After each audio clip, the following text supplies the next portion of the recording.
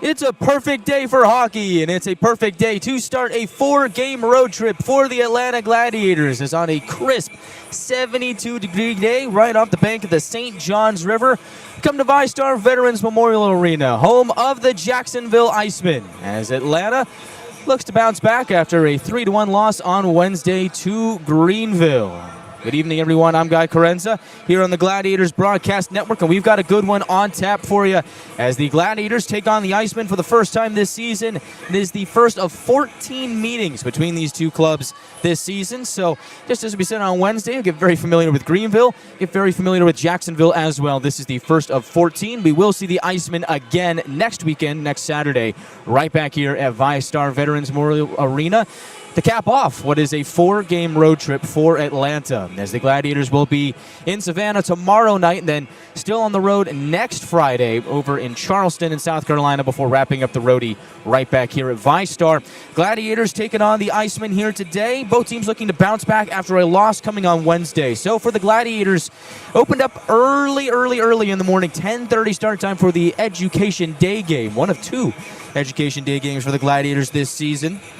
Next one will come in March against the Florida Everblades, so got a while until we get back to that. But for the Gladiators, it was a day that they didn't quite play their best, as they did end up falling 3-1 to the Swamp Rabbits, as Atlanta did not score in the first period in that game. They did not score in the first period in the Sunday game against South Carolina, so it's been a while since the Gladiators have scored a first period goal. In fact, that goes all the way back to last Saturday against Savannah, in which they scored 3.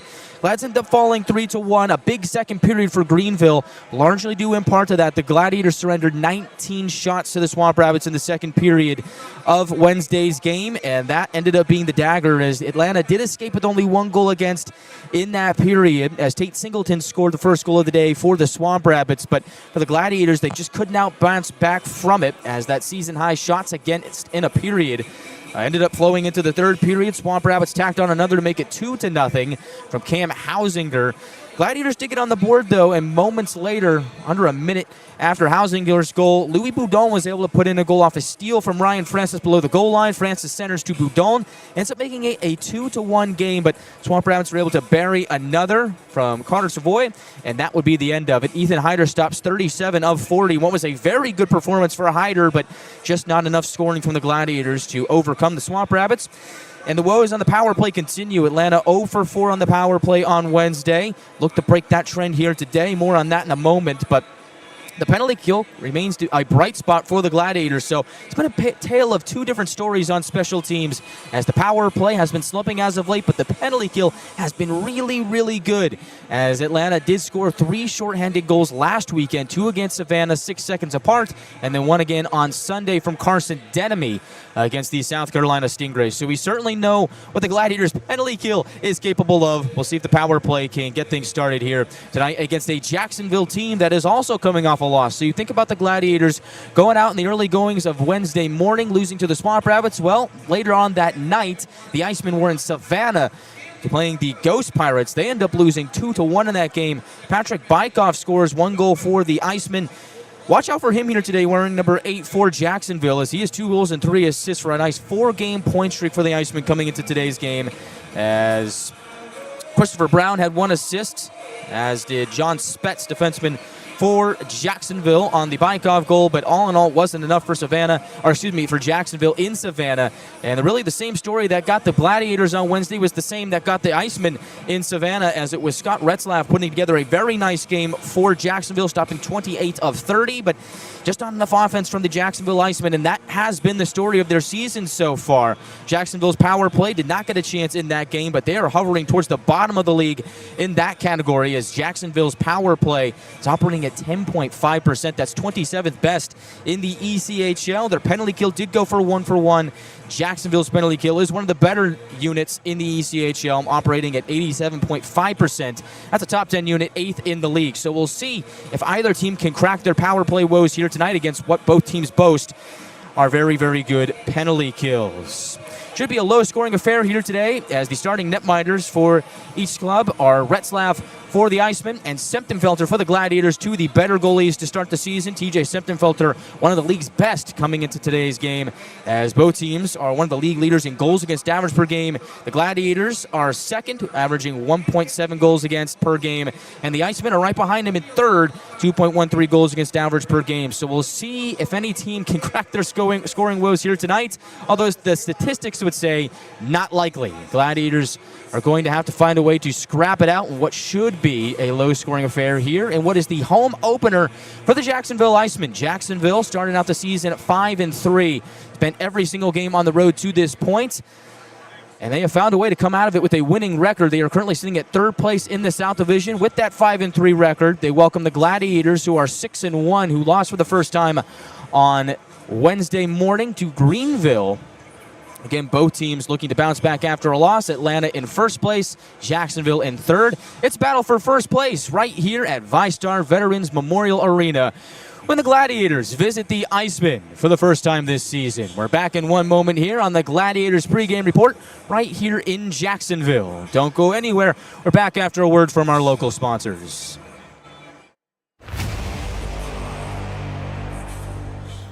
Tonight's game is brought to you by the ECHL, celebrating its 38th season of affordable family entertainment. The ECHL would like to thank everyone in attendance for your support of ECHL hockey.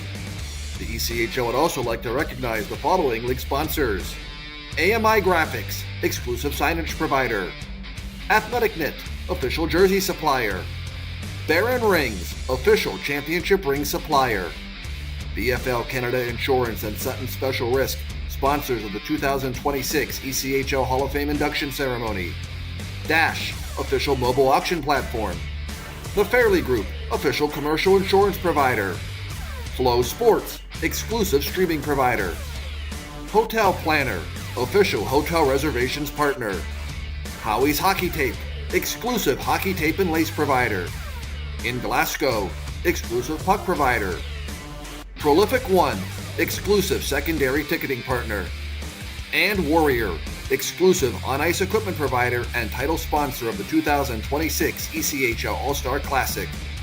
Catch all of the ECHL action live in high definition by logging on to flowhockey.tv.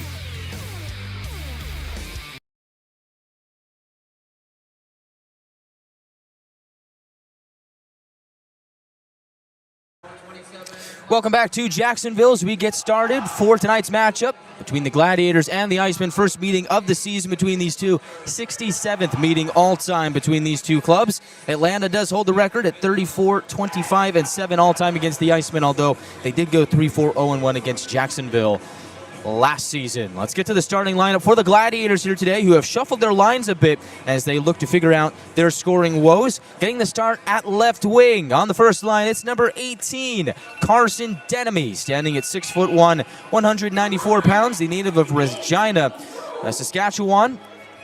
Has 1 goal and 2 assists for 3 points in 7 games this season. Denemy did score on Sunday, shorthanded against South Carolina for his first goal of the year.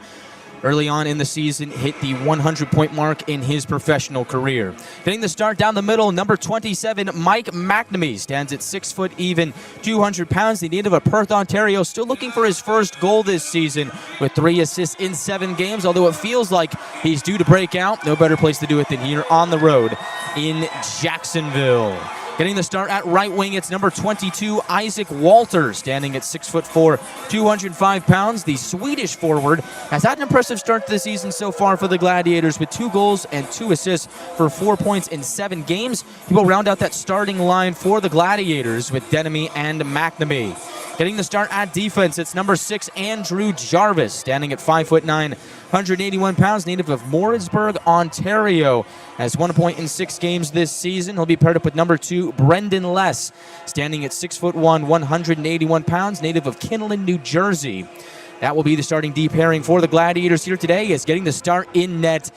Number 35, TJ Septemfelter, standing at 6'1", 190 pounds from Marlton, New Jersey. He has lit up the league to start this season as Septemfelter, who is under contract with the AHL's Milwaukee Admirals, has been one of the league's best coming into tonight's matchup with a perfect record of 3-0, a .67 goals against average, and a .969 save percentage.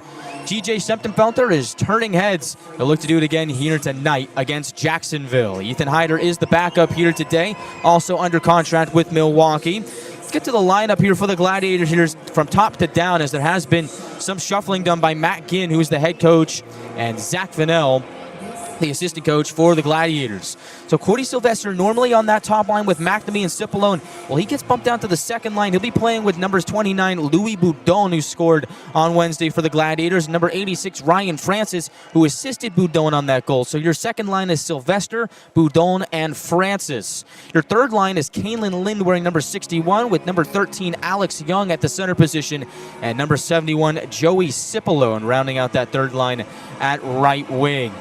Number 7, Mickey Burns is at left wing on the fourth line, with number 37, Ethan Scardina at the center, and number 24, Ryan Nolan rounds out that forward group for the Gladiators, who are dressing 12 forwards here today. Sixth defenseman for the Gladiators. We talked about that starting pairing of Jarvis and Les. Chad Nychuk wearing number 39 moves back to left defense. He is under contract with the Admirals. He'll be paired up with number 21, Jack Mateer, who is under contract with the Nashville Predators. Both were assigned by Milwaukee to Atlanta before Nychuk before the start of the season. Mateer during the Gladiators' first road trip on the final week of October. So Nychuk and Mateer are reunited on that second pairing, and on the back end for the third pairing is number 8, Ryan Conroy, standing at 5'9", 180 pounds, paired up with number 3, 185 pounds, paired up with number 3, Jack Robilotti, standing at 6'3", 194 pounds. Robilotti gets back into the lineup. Anthony Furiolo comes out. That is your only change personnel-wise. Otherwise, it's been a lot of shuffling for Matt Ginn and Zach Vanell here today as they begin their 4-game road trip in Jacksonville. Again, these two teams will play 14 times this season, so going to get used to seeing this crowd, going to get used to seeing this team. Atlanta, if they can win the head-to-head against Jacksonville this season, chances are they are a playoff team. Jacksonville, a perennial playoff contender over the last couple of years. The Icemen have finished the last 2 years with 42 wins, finishing third last season, falling to Florida in the first round, and second place 2 years ago. As the Icemen are in their home opener here today against the Gladiators, they are announcing their full lineup on the ice, as you see opening ceremonies on our YouTube channel. Thank you to everybody who's tuned into this broadcast here today, whether it's on Flow Sports on YouTube. Happy to have you as we are here on the road from Jacksonville. 8th game of the season for the Gladiators. Started out perfect 6-0, fell on Wednesday against Greenville. Interested to see how this Gladiators team responds off a loss, especially having to go into enemy territory on what is a raucous crowd, just about a sellout here in Jacksonville, as the Icemen hit the ice for their home opener. Starting netminder for the Icemen is number 33, Scott Ratzlaff, who has been really good to start the season. He's under contract with the NHL's Buffalo Sabres. Stopped 28 of 30 against Savannah on Wednesday in the 2-1 loss. You'll see him in net for Jacksonville here today. As we'll take one more break before we get to pregame festivities. The national anthem here from Jacksonville. All that ahead on the Atlanta Gladiators Broadcast Network. We're back after this. This Thanksgiving, you can count on Kroger. You get up high quality and down low prices. Up high quality with our exclusive brands and down low prices on all your Thanksgiving needs. Because at Kroger, quality and low prices always come together. Kroger. Fresh.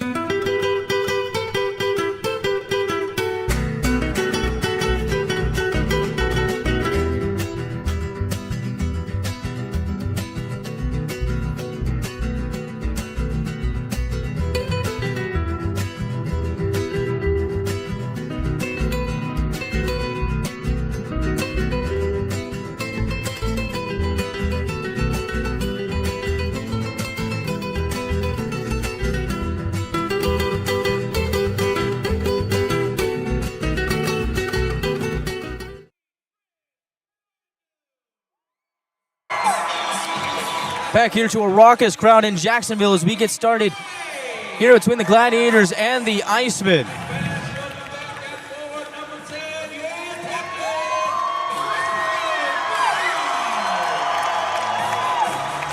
Starting lineups are announced here in-house. Starters for the Icemen: Chris Grando, Christopher Brown, Brody Crane, Brandon Hislop, Peter Tischke, and in goal, number 33, Scott Ratzlaff.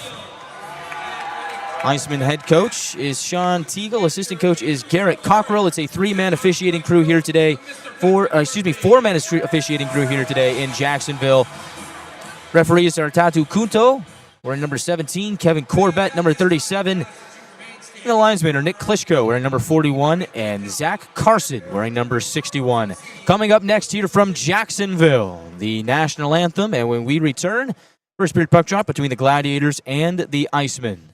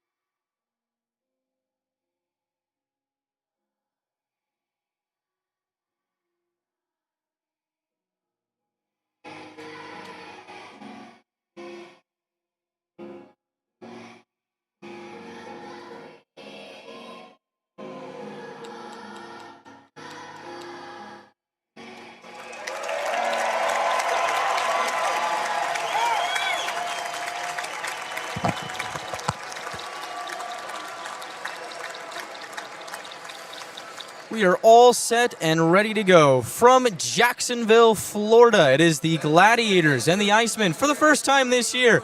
I'm Guy Chiarenza with you here on the Gladiators Broadcast Network. Happy to have you with us, as this one should be an exciting contest between two South Division rivals. We saw on Wednesday against Greenville. It always helps to know your opponent, and the Gladiators are going to get very familiar with the Icemen starting here today. We'll see them again right back here next Saturday night for the final game of the road trip. Today is the first of a 4-game roadie for the Gladiators, and they're doing it up against a raucous crowd here on opening night for Jacksonville. Starting netminders here tonight for the Icemen, it is number 33, Scott Ratzlaff, standing at 6'1", 188 pounds. The Alberta native has been sensational this year.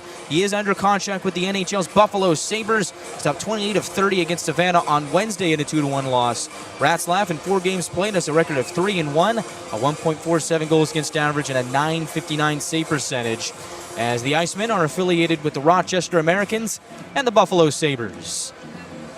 For the Gladiators, their starting netminder is number 35, T.J. Semptimphelter. He has been outstanding to start the season. 3 games played, 3 wins. Perfect 3-0 record for Semptimphelter. A .67 goals against average and a .969 save percentage. Rakes Semptimphelter amongst the league's best. He is under contract with the Gladiators AHL affiliate, the Milwaukee Admirals, and the Nashville Predators, our NHL affiliate as well. Just about a sold-out crowd here at VyStar Veterans Memorial Arena. It's opening night here in Jacksonville, and the Gladiators looking to spoil the show. The Gladiators on the road this season do have a perfect 2-0 record with their wins against Orlando on the 23rd of October and Florida on the 24th. And keep in mind, T.J. Semptimphelter, last time he started on the road, he did not allow a goal at Hertz Arena against the Everblades. It was a 25-save shutout for Semptimphelter that night. They'll look to keep the momentum rolling here today, as Semptimphelter in 3 games this season has only allowed 2 goals. So they get the ice all ready to go. A couple of scrapes and scraps up by the Iceman bench, and we should be good to go any moment now. Gladiators will look to score in the first period here today, something they have not done in their last 2 games. They did score 3 against Savannah last Saturday. They get out to a big lead in that one. We'll see how Atlanta fares here today with a bit of a line shakeup. That first line out there starting for the Gladiators. This is the first time we've seen them together. Denemy, McNamee, and Walter for Atlanta. On the back end, Andrew Jarvis with Brendan Less, and of course, Semptimphelter in net.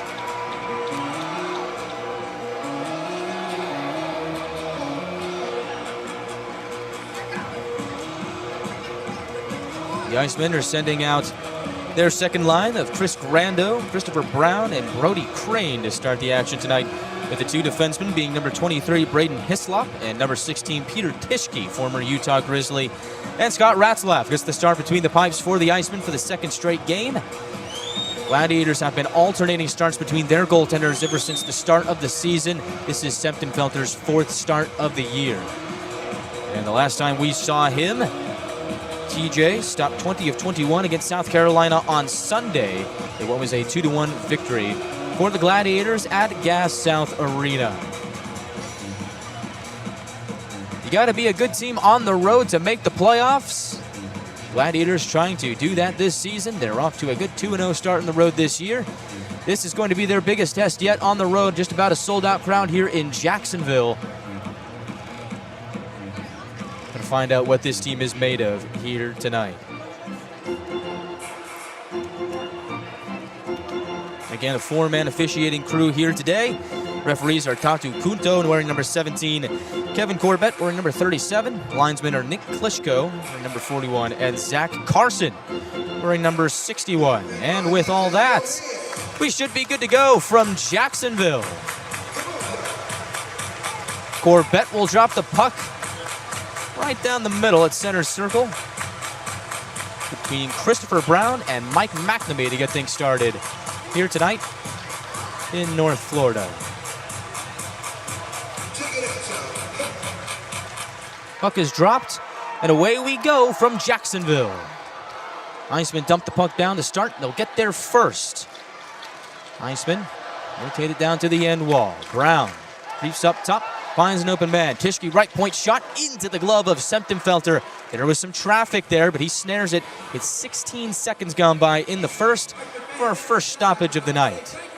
Let's get to the keys of the game, presented by Beaver Toyota and Mazda, presented by head coach Matt Ginn. First key was to play fast, play direct. Second key, stay the course.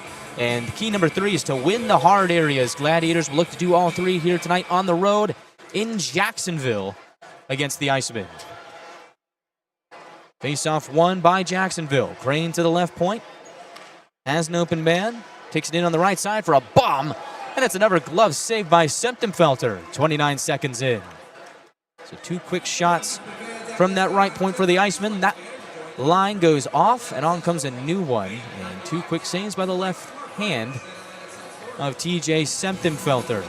2 glove saves for number 35.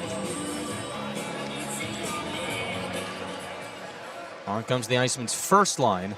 MacArthur, Duhart, and Bykov. Gladiators win the defensive zone draw. Almost turn it over in the high slot. Bykov was lurking there, but Atlanta does possess the puck. Mateer to Francis. And away they go to the neutral zone. Puck hops off the stick of Cody Sylvester. Nychuk regains possession for Atlanta. Bykov looking to have something else to say about it on a 4-game point streak. Bronte to MacArthur on the near side half wall. Atlanta able to jab it through the neutral zone and a little bit more. No icing as Francis pushed some heat on Aiden Fulp. Iceman rainbow it over the neutral zone. It hips its way into the Gladiator zone, and that will go for an icing on Jacksonville. 1:12 in. So we'll see an offensive zone face-off here for the Gladiators. And see if they can test Ratzlaff for the first time tonight.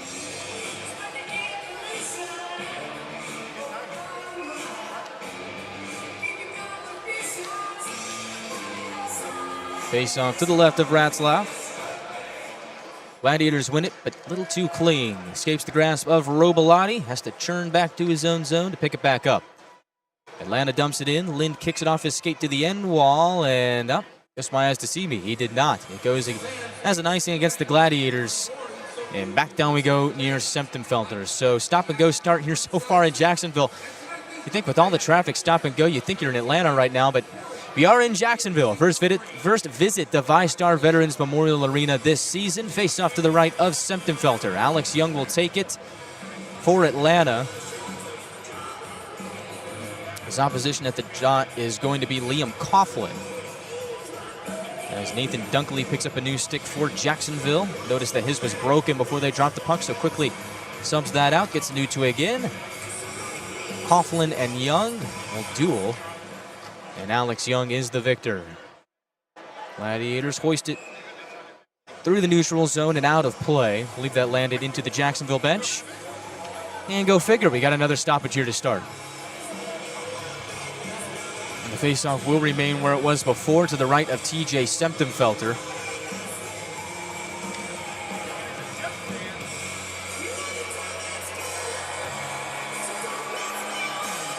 And it is Coughlin and Young again. Alex Young, 3 goals and 3 assists to start the season. Has been a bit quiet as of late.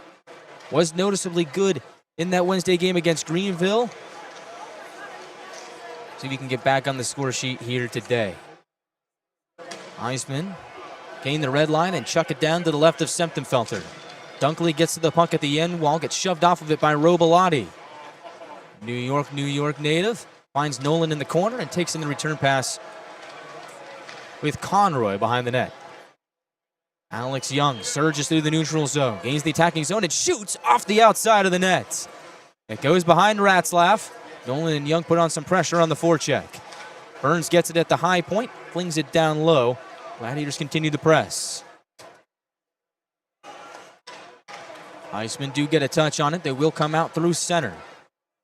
On the right wing, it's Adrian Beraldo jamming his way in and getting crunched by Andrew Jarvis. Big hit there for the alternate captain for the Gladiators. Nolan takes it in on the right wing. Finds Burns down the middle. Mickey Burns gets stood up on the zone entry. Continues to push his way into the zone. Puck goes behind Ratzlaff, where the Icemen will plug it through center and all the way down for an icing. Not even 3 minutes have gone by here in Jacksonville. And that last sequence between the last two whistles was the most open this game has been all night long to start. We'll see Walter, McNamee, and Denemy out there for the second time tonight. Face off to the right of Ratzlaff. McNamee will take it. Icemen win it. Good win for Dalton Duhart in the defensive zone. Icemen plug it through center. Nychuk jockeys for it with Coffee on the far wall. 3 Gladiators are there with the numbers. They do have puck possession. Mateer with it for Atlanta. Played here 2 seasons ago, spent last year in Milwaukee. Got reassigned back during the last road trip. Here's a steal in front of Septenfelter. Stopped by the netminder. Rebound and comes back up top. Jacksonville has it. Jordan back up top. Over to the left wing. Icemen cycle. Throw it off the outside of the net and around it goes. Out to center. Jacksonville keeps possession. Atlanta being a bit careless with the puck in front of their netminder. EJ Septenfelter on high alert. Francis, it's rubbed off the puck at center, gives chase as Fulp has it behind Ratzlaff for Jacksonville. Here's a steal on the right side. Sylvester gets bumped off the puck as he tried to knife his way towards the net. Spurts into the Gladiators zone. Conroy cuts off an attacker. He's able to drop it over to Robilotti. Atlanta looks to break out. Francis, cross ice, on time for Boudon. Has some room. Boudon shoots and it goes wide. Just missed the cage on the far side. Now it's a 2-on-1 for the Icemen. From the right side, they'll delay. And the backhand try from Crane would not go. Francis sprawled out. Crane couldn't shoot. Good defensive play there on the back check from Ryan Francis. Now Atlanta goes up ice. Cody Sylvester takes it in on the near side wall. Gets bumped a bit, tries to hang on, and cannot.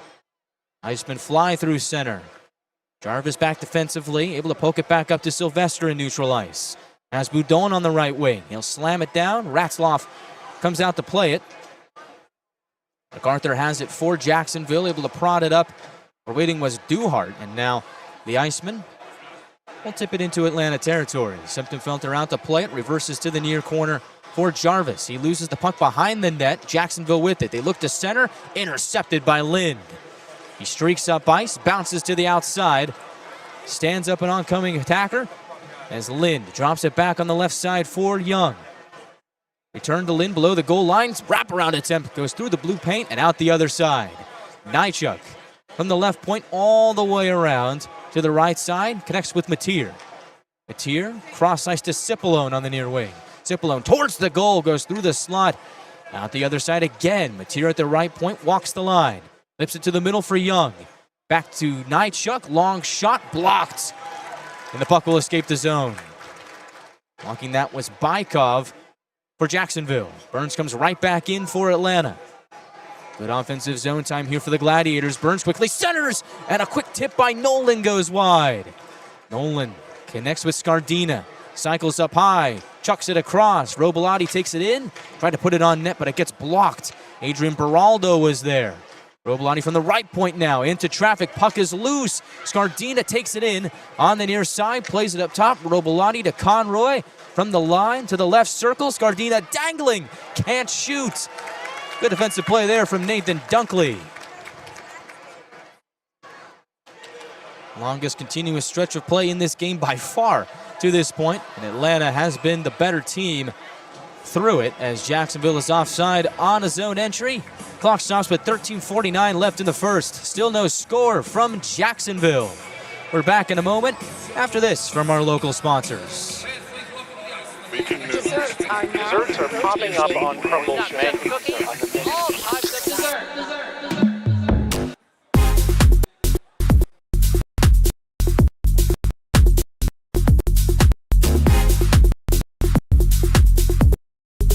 More than just cookies.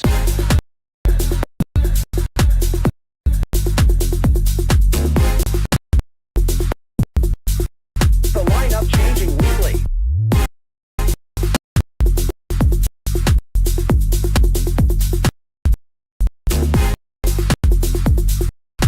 Desserts now.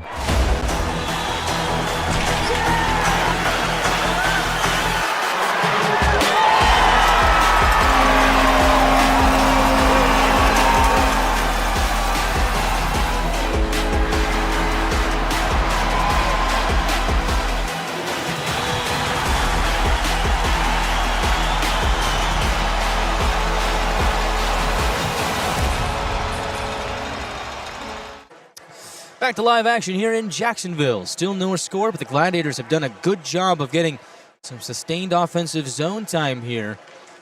See if they can keep that up as they come flying in on the left side. Jarvis puts it on goal. Blocker saved by Ratzlaff, but Atlanta offside on that play, so it'll be all for naught. 13:36 left in the first period. And again, Atlanta has not scored a first period goal in their last two games. So you think about Jacksonville, the first period has actually been their best period this season. The Icemen did not score first on Wednesday against Savannah. Icemen have scored first in all but two games this season. They're 4-2 when they do so, but goal differential in the first period is their best. They've outscored their opponents 9-5 in period one so far this year. Icemen burrow their way into the Gladiators zone. One-timer from Brown, turned away by Semptenfelter between the circles. Denemy gains the red line, waffles it into the Iceman zone. Giving chase is McNamee, along with Walter. And Isaac Walter doing his best to dig the puck out of the skates of a few Icemen at the corner, and does so. Gets tripped up in the process. No call made. 4-on-2 for the Icemen the other way. Brown to the middle, blocked away by Mateer, comes in front to Semptenfelter, and somehow he snags it. Acrobatics from TJ Semptenfelter. Might have gotten bumped a bit on that play, but nonetheless, he still makes the save. Get a closer look at it here on the replay in Arena, and yeah, he did get a little bit of contact in front. Jack Mateer does take offense to that, as right up in Semptenfelter's grill was Macaulay Carson, number 22 for Jacksonville. Carson just trying to bat that puck right in front of Semptenfelter, and not a whole lot of contact, but he was right there, top of the blue paint. Good job from TJ Semptenfelter to snag that one with the glove. Gladiators win a defensive zone draw. They come out to the neutral zone. Boudon can't reel in a hot puck at center ice. The Icemen will. They'll come in on the right side. Duhart down low. Has it in the corner. Wheels it up high. Fulp across to Saprika. And now back down below the goal line looking for Coffee. Icemen dressing 7 defensemen here today, 11 forwards. Teos Jordan is the extra defenseman for Jacksonville. As Sylvester comes in, one-timer by Boudon in the high slot is into the glove of Ratzlaff with 12:14 to go in the first. So if you're with us during the pregame show, opening up, talked about how this may end up being a low-scoring affair. And the reason we say that is because we've got two of the best defensive teams in the league going at it here today. Gladiators are the second best defensive team in the league, averaging 1.7 goals against average. The Icemen, right behind them, 2.13 goals against average, third in the league. As Atlanta has it at the line, Robilotti into the gullet of Ratzlaff. He didn't know if he had it or not. He did. Freezes, and afterwards a skirmish ensues. Kalen Lind right in the middle of it. Cipollone and Young as well, and Conroy getting into it as well.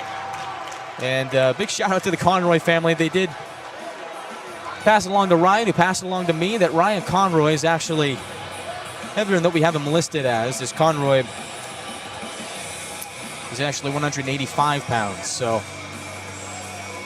either way you shake it out, he is a tough customer, and he shows it there on that last play, along with Kalen Lind, who has been a bit of a pest for the Gladiators this season. And previously in Arena, they had announced Ryan Francis as the pest of the game, although 61-8, making a good case in their own right. Tough customers all along on this Gladiators team, and that really is something that was a point of emphasis in the offseason for this club is, hey, we're going to put our best effort night in and night out this season, but win or lose, we want to be a tough team to play against, and that is exactly what Matt Ginn's crew is. Face-off in front of the Icemen bench, 12:08 left in the first. Icemen win it. They'll hack it off the near wall and out to center ice. Ends up going to Young, scampers into the attacking zone, gets shoved off the puck by Coughlin. Puck goes to the corner, Young gets it back. Meanwhile, Lynn takes a hit on the half wall by Beraldo, and things starting to get a bit physical here in Jacksonville. Conroy gains the red line, wraps it around the boards to the right side as Cipollone comes barging in. He's able to whack it to the corner and get possession. Centers it looking for Young. Goes out to the left side. Jarvis a trailer to Burns. And it ends up getting stopped by the pads of Ratzlaff. Icemen clear. Shot count 5-2 in favor of the Icemen, although the Gladiators have had seemingly more zone time than Jacksonville so far. Scampering on in is Brown, able to chuck it to the near corner. Getting there first is Brendan Less defensively for Atlanta. New Jersey native connects with Nolan on the far side. Swings it back to Jarvis, who pelts it to the neutral zone for Burns. Quickly rack it to the right side for Nolan. Takes it in front of the Iceman bench and prods it back to Less. Scardina on the left wing drops it back for Nychuk. From low to high, Denemy can't keep it in the zone. And so the Gladiators will have to rethink things on their zone entry. It's a soft chip in from Nychuk. Jordan gets there for Jacksonville. The Icemen play it to the neutral zone. Atier backpedaling, beats out a speeding Dalton Duhart to the puck. And now upwards goes Walter. Right down the middle, tries to take a shot, gets stood up by Pischke in front of Ratzlaff. Now a right side shot is turned away by the Iceman netminder. Rebound comes back out to center. McNamee on the right side. Evades a defender. Not only once, can't do it the second time. Puck goes behind the net where the Icemen are waiting. Nychuk to the middle for McNamee. Left wing, Nychuk tries to reel it in. Puck is loose in front of Ratzlaff. They can't shoot it. Up top, it's Conroy. Takes his chances to shoot. It's blocked, has the rebound. Cuts towards the net. Conroy will not get a second opportunity. Wedged off his stick. 3-on-2 the other way. Iceman to the middle, and they could not connect. Nathan Dunkley couldn't tap it in. Here is a chance on the right side. Grandel shoots, and it's stopped by Septemfelter. Afterwards, more bad blood. Robillati and McNamee in the middle of it for the Gladiators. And for the Icemen, Coughlin is there. As is Crane. Things heating up in Jacksonville. Still no score with 9:32 left in the first. We're back after this from our local sponsors. Kind of feels like everyone's trying to copy the $5 biggie bag. So how can you spot a knockoff? It won't taste like Wendy's. This job is easy. When the deal is as fresh as the meal, gotta be Wendy's. This Thanksgiving, you can count on Kroger. You get up high quality and down low prices. Up high quality with our exclusive brands and down low prices on all your Thanksgiving needs. Because at Kroger, quality and low prices always come together.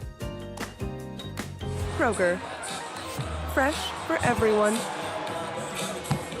Welcome back to Jacksonville at VyStar Veterans Memorial Arena. Still no score between the Gladiators and the Icemen. Although Atlanta has had some good looks in the offensive zone to start. TJ Septemfelter with a handful of acrobatics of his own to keep the Icemen out of the net in front of just about a sold-out crowd here in Jacksonville.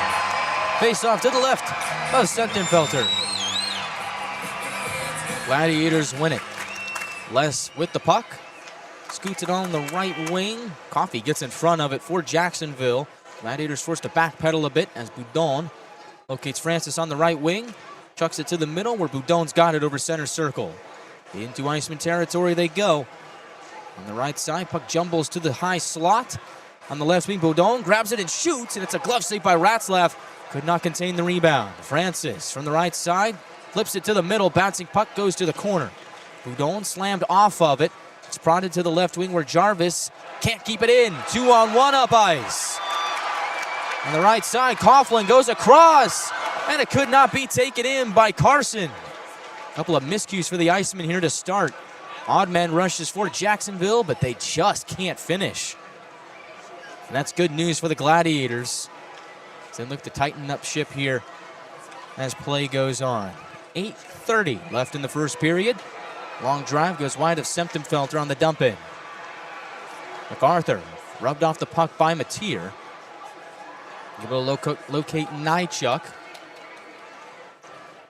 We'll push it out to center. Young takes it in, has some space. Young from the right circle peels back and can't keep it in the zone. Fumbled it at the last second, tried to move from skate to stick. And almost turns it over As MacArthur was on the forecheck, Nychuk able to help out to keep possession for the Gladiators. Here is Young again, through center, puts it on goal. Ratzlaff snaps it up and freezes with 7:56 left in the opening frame.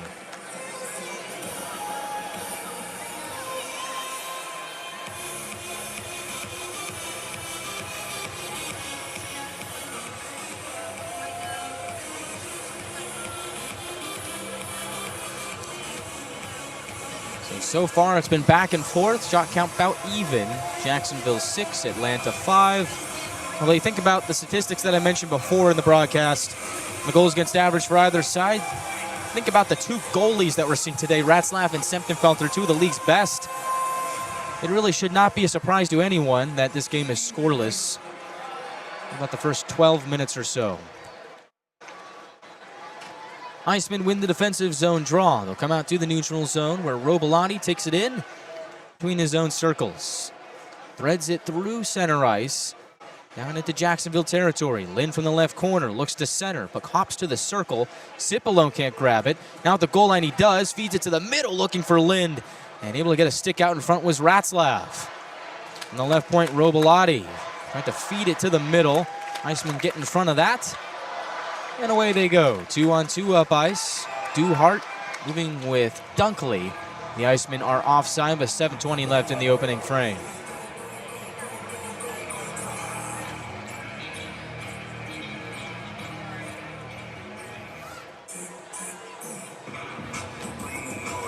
It'll be a neutral zone face-off. Scardina will take it against Brown. Scardina wins it for Atlanta. Les over to Jarvis on the left wing.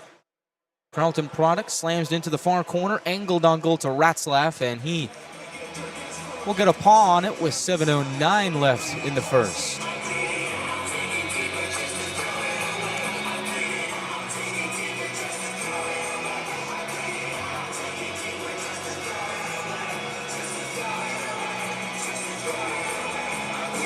No penalties called so far in today's game. Clean slate between the Icemen and the Gladiators. Far circle face-off, won by Jacksonville in their own end. Verdina tries to hem it on the far side wall, but unable to complete the task, and the Icemen get out to center. They'll launch it into Gladiator territory. Jarvis first man on it. He takes a check, which rubs him off the puck. Gets into defensive position below the right circle. As Jacksonville gets to work, Crane ping-pongs it to the middle for a quick chance. That is stopped by Semptimphelter. Teos Jordan came sneaking on in for the chance, and Semptimphelter makes the stop. That puck ended up hitting a skate between the circles. That's why it was set up on a tee for Jordan. Semptimphelter able to keep his eye on it all the way through. And it's another stop for the University of North Dakota product. Face off to his right. McNamee will take it. McNamee away from the game for the last 4 years. Played with Greenville back in the 2021 season. Decided he got the hockey itch to come back. 3 assists in the first 7 games from McNamee so far this year. Puck loose on the far side. Crane gets shoved off of it by Mateer. Don't want to go up against Jack Mateer. He's a big customer as the puck rolls in on Semptimphelter. Thought about playing it, but hangs on, and now Mateer, as we mentioned before, getting into it right in front of Semptimphelter. And again, you don't really want to mess with Jack Mateer. 6'6", 205. Yeah, that's a big guy, and getting in there for Jacksonville.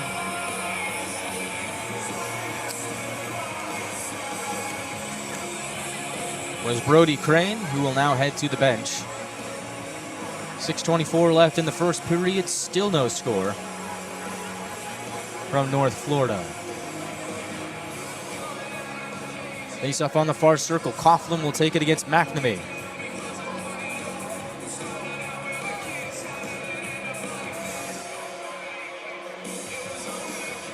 Face off is won by the Gladiators. Powering through the neutral zone is Walter. on the left wing. Stops at the half wall, and actually he gets taken down.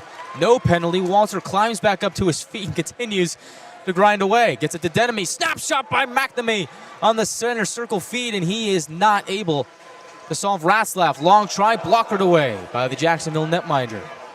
Shot by McNamee was taken at the middle point of the left circle. Now he has it down low, looks to center. Puck at the top of the right circle, grabbed by Walter. Return to McNamee in the far corner.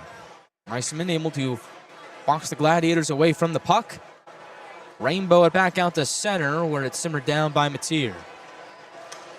On the move is Boudon. Drops it off. Nychuk back to Boudon below the left circle. Left for Nychuk in the corner. Exchanges with Francis. In tight. Can't get a shot away. Iceman had it covered at the last moment. Puck comes out to center. Gladiators fumble. Sylvester can't quite reel it in. And now here comes Coffey on the right side. Shooting. And it's a high riser that's stopped by Semptimphelter. 3-on-2 for the Gladiators up ice. Drop pass. Conroy tries to shoot. Got smothered by two Icemen as he drove towards the net, which does end up coming off with 5:11 left in the first. Conroy, a standout offensive defenseman for the Adirondack Thunder last season. As last year, Conroy, 8 goals and 21 assists for 29 points in 71 games for the Thunder. Was acquired in a trade during the offseason. He heads to the bench. And on comes Jarvis and Les. Meanwhile, the Boudon, Francis, and Sylvester line is out there. Rainier circle faceoff to the right of Ratzlaff. It is won by the Icemen. Puck spurts out to center ice where it's snatched up by Les. Feathers it across to Jarvis. Trying to angle it up the stick of Sylvester and in, but ends up boomeranging back to Jarvis, and so they'll try again. Sylvester takes it in on the left wing. Drills it to the right corner for Boudon. Wrap it below the goal line, around the horn to Sylvester. As Jarvis at the left point, feeds it down low to Francis. Loses an edge for a bit, able to hang on. Boudon in there to help out. Lads keep possession. From the near corner, Boudon pinned up against the wall, leaves it for Francis. Quick tap to the line, and Jarvis can't keep it in the attacking zone. Sylvester at the red line. Throws it back, looking for Jarvis. Escaped him. So Semptimphelter will leave it for Jarvis, and the Gladiators get a line change in. 4:14 left in the first period. Still no score from Jacksonville. Icemen come barging in. Conroy back out defensively, able to make a nice play. Slides it to the left wing for Lynn. Stops at the point, and Atlanta sees play grind to a halt. They are offside with 4:02 left in period 1. Timeout on the ice. We'll take another one here as well. It's the Icemen and the Gladiators scoreless with 4:02 left in the first.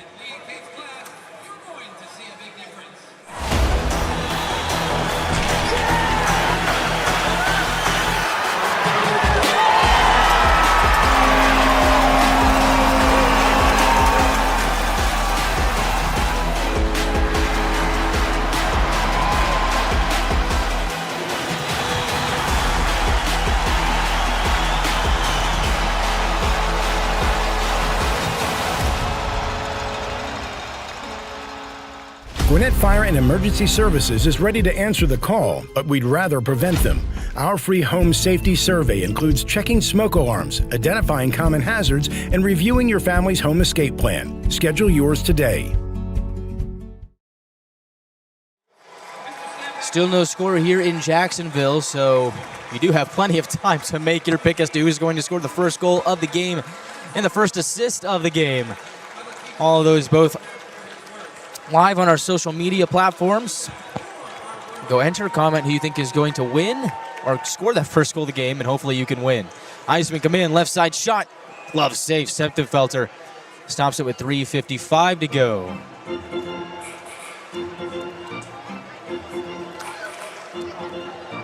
This game has picked up in terms of pace a couple of times in this game, and then there's also been some times where it's just been stop and go action, frequent whistles.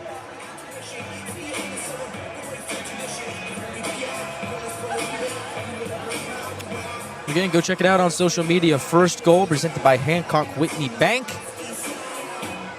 First assist, Pinnacle Promotions. And so enter those Comment who you think is going to win. You could be a lucky winner here today. Gladiators trying to score first. 5-game streak of scoring first was snapped on Wednesday against Greenville, as it looks like we finally have our first penalty of the game. It's a tripping call, and the culprit is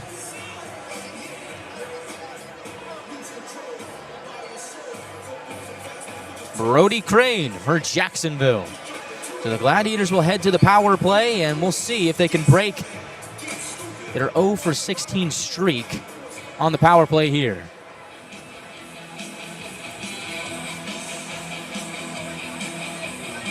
.344 left in the first period. This Atlanta power play has been scoreless since Chad Nychuk scored in the first period of the Florida game on the 24th. They win the offensive zone draw and get started here. Boudon from the left wing. Gains the half wall, placed up top to Nychuk. Across he goes to Sylvester. Sylvester shoots, score! Cody Sylvester's first of the year is a power play goal, and Atlanta strikes first.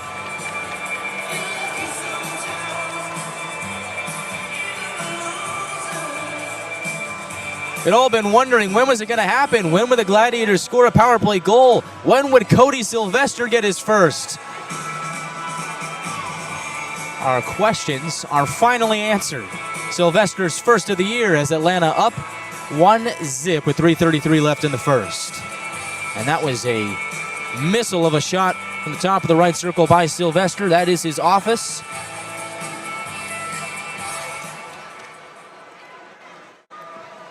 And Atlanta has struck first. Gladiators have scored first in all but 2 games this season, this being their 8th. Atlanta, when they score first this season, has a record of 5-0. Jacksonville, when they trail first this year, are 1-1. Gladiators looking to add another here, fresh off the power play goal from Sylvester. Icemen able to scramble out to the neutral zone. On the left wing, shot kicked away by Septemfelter. Puck stays in the zone. Left point shot turned away by the stick of Septemfelter again. Now Burns knocks it out to center. In comes Gardina. Toe drag shot gobbled up by Ratzlaff. With 2:43 to go in the first. So it's Sylvester from Nychuk and Boudon with 3:33 left in the first period on the power play. And as the Gladiators up by 1. So the power play woes are over, and Atlanta is able to solve one of the better penalty kill units in this league so far to start. Jacksonville's penalty kill was rated 8th at 87.5% coming into the day. As Jarvis plays it to the right point for Les. Long shot off the end wall, angled in front to Retzlaff. He's able to poke it away. Gladiators still on the hunt. Denemy working hard on the near side half wall. Has Beraldo pinned up, Walter digging at it as well. Walter able to grind it out, feeds it across the high slot. Nobody there for Atlanta. And now moving up ice are the Icemen. Nice play by Jarvis to cut it off. They'll hack it off the far wall and in and get off for a line change. Meanwhile, Walter stays out there on the forecheck. The Swede can't quite keep it in at the right point. Puck spits out to the Gladiators zone. Grabbing it is Boudon. Kill point per game player so far this season is Louis Boudon.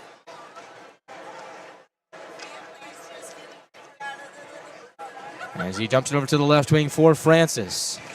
Gets slammed at the end wall. Able to prod it over to Boudon. Cross ice, taking it in is Conroy. From the left point, drills it in to the corner. Francis is there, can't weasel his way out of that situation, but Robillati keeps it in at the right point. Chucks it to the near side, nobody home for Atlanta. And so, the Icemen break out. They're offside with 1:18 left in the first period.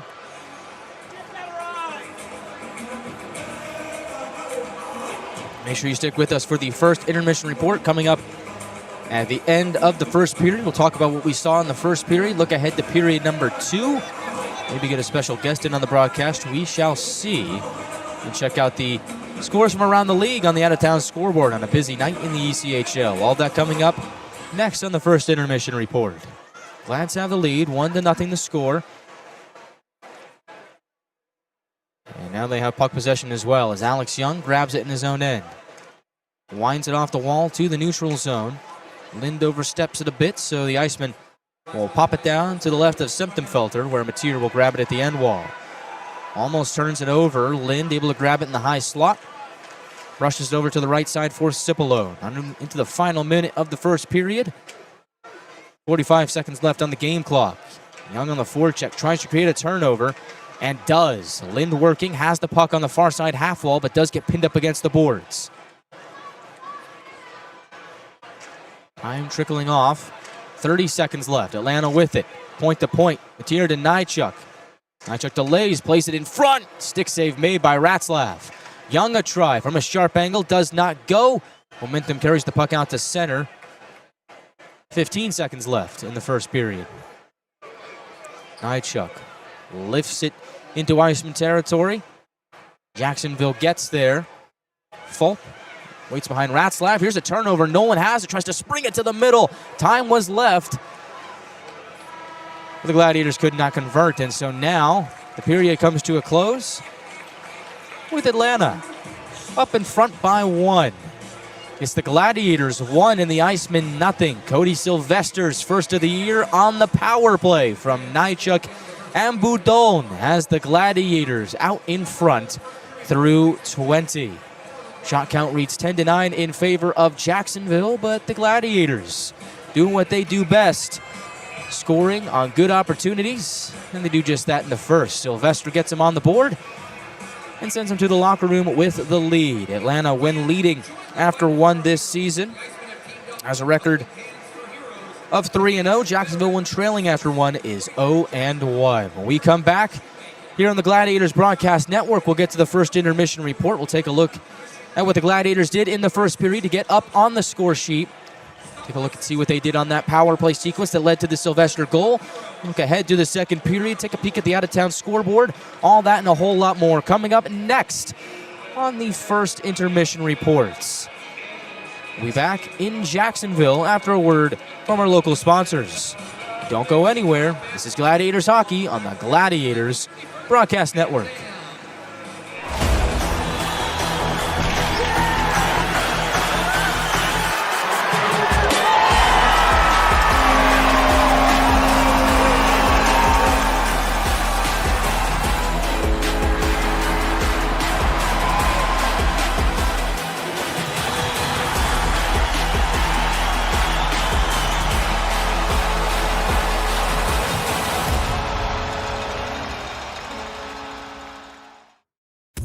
Feels like everyone's trying to copy the $5 biggie bag. So how can you spot a knockoff? It won't taste like Wendy's. This job is easy. When the deal is as fresh as the meal, gotta be Wendy's. Gotta be fresh. Sometimes life's collisions leave us feeling off balance. But at 100% Chiropractic, we know how to get you back on track. We don't just straighten you out, we empower you. We educate you on how to get to the root cause and give you a play-by-play strategy on how to get you back to 100%. We even use lasers. Fucking lasers! Our $49 first experience includes a complete set of comprehensive chiropractic x-rays, a fit 3D scan, and your first life-changing adjustment. Visit us and break the ice. Discover the power of chiropractic care at 100%.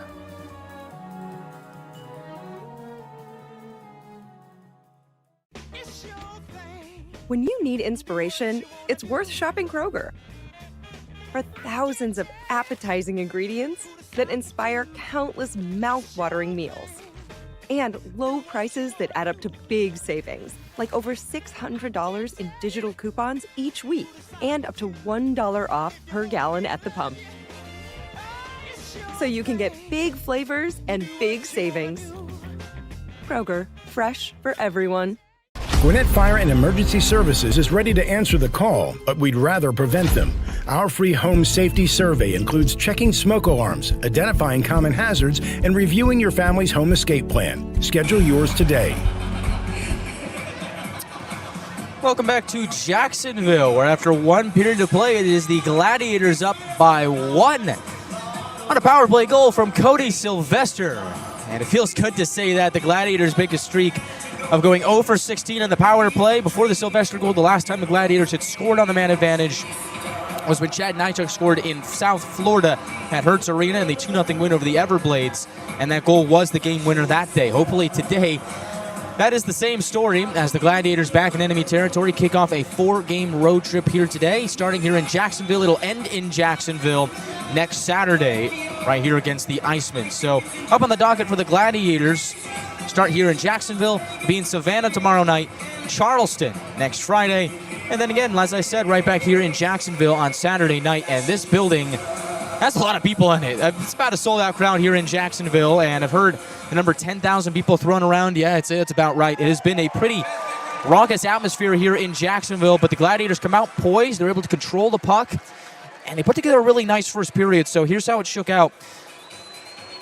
For much of the period in back-and-forth action, I thought the Gladiators did a really good job of getting sustained offensive zone time. Jacksonville had their chances there in the first period, but more or less it was just quick chances on Semptimphelter. They come in, barreling into the zone, play passes to the middle, and Semptimphelter able to steer it away. One thing of note, though, is... Thank you for a comment, Tom. I'll take a look at that. One thing as of note for the Icemen is when they were coming in on those zone entries, some of them were odd man rushes towards the beginning of the game, and the Gladiators really tightened that up as the first period went on. It really felt like towards the beginning of the game that Atlanta was giving up some odd man rushes, and so the Gladiators able to put an end to that, get some more offensive zone time.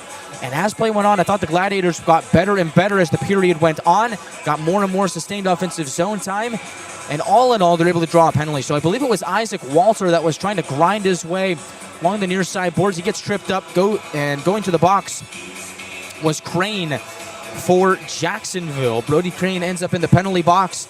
Glads go to the power play, and it was one of those things where, all right, well, the numbers really were working in the Glads' favor, because you think of a Gladiators power play that was 0 for 16 in its last chances. You think of a Jacksonville penalty kill that was operating at 8th best in the league. You think about all that, and you say, well, here goes nothing.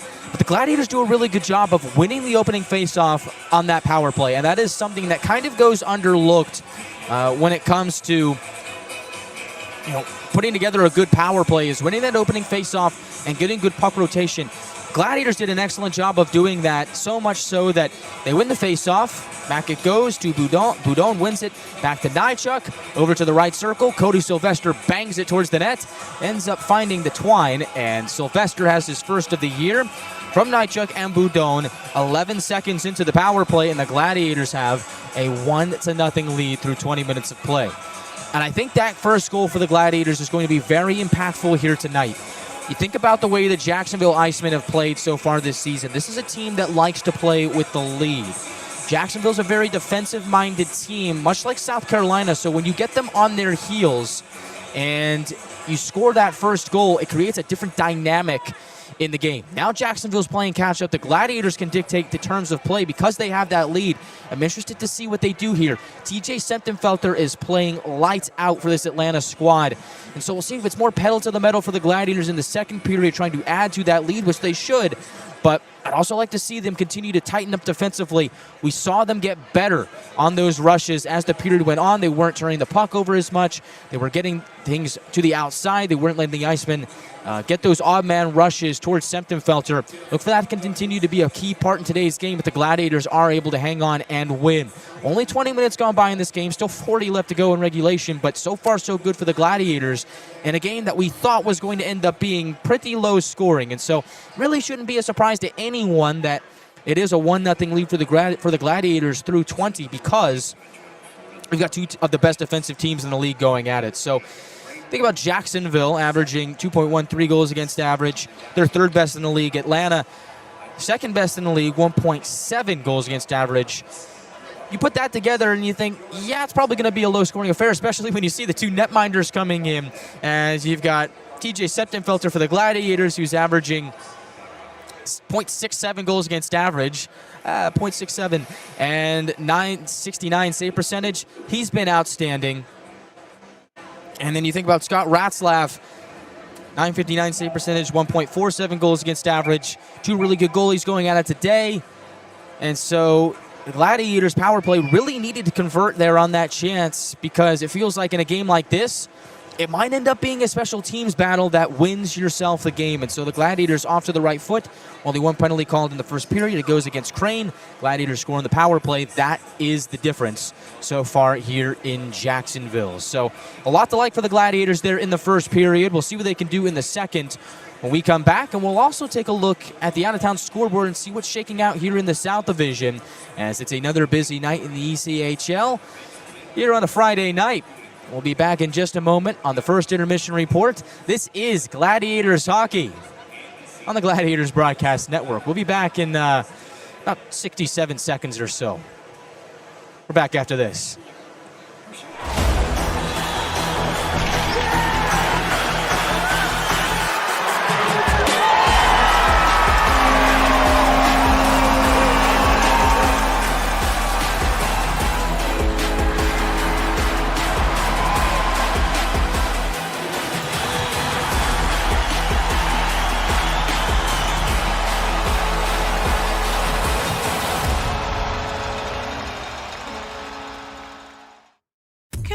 Feels like everyone's trying to copy the $5 biggie bag. So how can you spot a knockoff? It won't taste like Wendy's. This job is easy. When the deal is as fresh as the meal, gotta be Wendy's. Gotta be fresh. Sometimes life's collisions leave us feeling off balance. But at 100% Chiropractic, we know how to get you back on track. We don't just straighten you out, we empower you. We educate you on how to get to the root cause and give you a play-by-play strategy on how to get you back to 100%. We even use lasers. Lasers! Our $49 first experience includes a complete set of comprehensive chiropractic x-rays, a fit 3D scan, and your first life-changing adjustment. Visit us and break the ice. Discover the power of chiropractic care at 100%.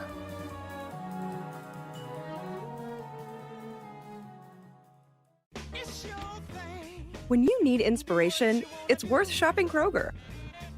For thousands of appetizing ingredients that inspire countless mouth-watering meals. And low prices that add up to big savings, like over $600 in digital coupons each week, and up to $1 off per gallon at the pump. So you can get big flavors and big savings. Kroger, fresh for everyone. Gwinnett Fire and Emergency Services is ready to answer the call, but we'd rather prevent them. Our free home safety survey includes checking smoke alarms, identifying common hazards, and reviewing your family's home escape plan. Schedule yours today. Back here in Jacksonville, the Gladiators have a 1-0 lead over the Icemen. I'm Guy Chiarenza here, bringing you back to the first intermission report here from VyStar Veterans Memorial Arena. Let's do a chat check here on the YouTube side before we get to the business around the league on the out-of-town scoreboard. I can't guarantee that there won't be any more 6-7 references, as I do think it is pretty funny, but we'll see. If the opportunity presents itself, you better believe I'm going to take it, but I won't be manifesting any more of my own. And that is enough on that. So let's take a look at the chat. Thank you for all of your messages to those of you who are listening in on Flow. I did do a little bit of tweaking there, so let me know if that is any better. We'll see if my sources, and we'll see if anything happens on that. But if it does change and you do need that to be tweaked a little bit more, please let me know, and I'll do that as the course of the night goes on. Good to see some regulars in the lineup, as we've got Tom McLaughlin, Joe Mama, we've got Fuzzy, we've got Tracy, we've got Annika. The whole crew is here. Good to see you guys. Shout out to Richie. Good to see you in the chat. Stadium Arena, good to see you, my friend. We are the affiliate of the Nashville Predators and the Milwaukee Admirals, so you better get used to that black and blue and Gladiator gold. Gladiator. Good to see you, Christina. Good to see everybody there on our YouTube chat. As got a good chat check in here in the intermission show. Comment your thoughts on tonight's game here in our YouTube live chat. Good to see you, Karen. Thanks for commenting. Teresa, everybody's here. Oh, I love to see all the happy faces on the road, as it is a good night here in Jacksonville. Really good day outside, 72 degrees coming into the building. You can't beat that. You can't beat Florida. Gotta love that. Although the last game that we played on Wednesday was a pretty nice day at the end of that too, so I'm liking the sunshine. I'm from Utah, so it gets pretty cold over there this time of year, so it feels nice to wear some shorts outside for once. But for the Gladiators, the business is good. Let's take a look and see what's going on around the league and see if any other teams around the league, and the division for that matter, are doing the Gladiators any favors. Let's start over in Kalamazoo, where the Wings have a 1-0 lead over the Walleye. 20 minutes into that one, the Fuel have a 1-0 lead over the Bison in Indy. After one period of play, Gargoyles with a 1-0 lead over the Nailers. At the top of the second period, the Admirals with a 2-0 lead over the Adirondack Thunder over in Norfolk. After one period of play in Maine, the Mariners have a 1-0 lead over the Railers after one period of play. Over in Florida, the Everblades are hosting the Fort Wayne Comets. We're big Comets fans here today, hoping for a win from Fort Wayne to keep Florida from getting 2 more points. That game is scoreless with 10:07 left in the first. Cyclones hosting the Heartlanders, as Cincinnati is up 1-0 with 10:58 left in the first period at Heritage Bank Center in Cincy. And coming up on the nightcap, we've got some games in the Mountain Division. The Wichita Thunder host the Utah Grizzlies. The Kansas City Mavericks host the Idaho Steelheads. The Tulsa Oilers host the Allen Americans. And the Rapid City Rush host the Tahoe Night Monsters. All coming up on the nightcap here on a busy day in the ECHL. So only 2 games going on in the South Division today. That is our game and the game between the Everblades and the Comets. So going to keep close tabs on that Everblades-Comets game, as we are hoping that the Comets do the Gladiators a favor and beat the Everblades and keep them from getting 2 more points. As right now, the Gladiators are in the driver's seat in the South Division. They are currently in first place, although if the Icemen win here today, they would tie the Gladiators for 12 points atop of the division. We'll see Savannah here. We'll see Savannah tomorrow at M Market Arena in Savannah. And because of those 2 games only going on, the Ghost Pirates not a part of the party. They are off. They are idle here today. So the Ghost Pirates getting in a little bit more rest, as they did play against these Icemen on Wednesday night. We'll see the Ghost Pirates for the second time this year tomorrow night at N Market Arena. So you think about the second period coming up here. Gladiators with the lead, and that is a good sign. Jacksonville is one of those teams where if they have the lead, they're going to go into lockdown mode. They're really going to try and slog things down. They don't want you to score by any means. They like those low-scoring affairs. They know that they're a very good defensive team. They have the assets to do so. They're going to play that way. The Gladiators with the lead, this is a team that we've seen through the first 8 games. They like to play with the lead, and they are very good at winning when they do so, especially when they score first. The Gladiators scored first for the 6th time this season here today. In the previous 5 instances, they are 5-0. The Gladiators did not score first on Wednesday. Atlanta has also scored first in 6 out of its first 8 games this season. Again, good record for the Gladiators when they do score first. Good to see Atlanta with the lead, so all is good. Good comment there, Tom. I think I will tell you a Utah story at some point. Don't know if it was going to be today, although if we have a scoreless second period, maybe I will. Maybe I will. And speaking of the second period, let's get to that, because we don't really need any filler material because the stats sometimes speak for themselves. So you keep a look at the Gladiators period by period. How well have they done scoring in which period? Well, you think about the second period, the Gladiators have not scored in the second period in their last 4 games. The Gladiators got off to a good start, scoring in each of the first 3 games, but did not score in the last 4 in the second period. Additionally, the Gladiators, another job well done in the first period. The Gladiators have only allowed 1 goal in the first period this season, and we'll see if you guys can comment down in the YouTube chat and guess which game and which first period it was that the Gladiators surrendered that first period goal, because ever since then, they have not. It has been 7 straight games for the Gladiators in which they have not allowed a first period goal. Gladiators did allow a second period goal in Wednesday's game against Greenville to Tate Singleton. The Gladiators have gone a period on, a period off, in which they have in which they've allowed a second period goal. If the trend continues, the Gladiators should come out of the second period unscathed, although that's not necessarily how that works, although you'd like to think that way. If it does come to it, the Gladiators have scored in every single third period this year as we get set for second period action between the Gladiators and the Icemen. So there is the lowdown here as we get ready for the second period here in Jacksonville. I like your questions on the YouTube chat. We'll answer them here before we get back to live action. Good question. What is my favorite thing about Atlanta Duluth? Ooh, not the traffic. Definitely not the traffic. I will say, a lot of good places to eat. The food is really good, but good people. Good people. The hospitality is very good, especially you fans. You guys have made it a treat to be here.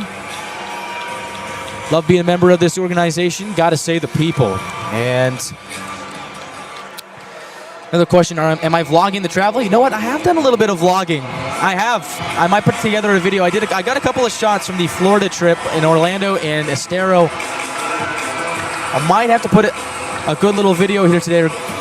Lads on the road for this road trip. Again, one here today in Jacksonville. Tomorrow we're in Savannah. For next Friday we're in Charleston. Good job, Annika. You answered the question correctly. It was opening night against the Utah Grizzlies. That's the only time the Gladiators allowed a first period goal this season. Yeah, about video diary. Maybe I will.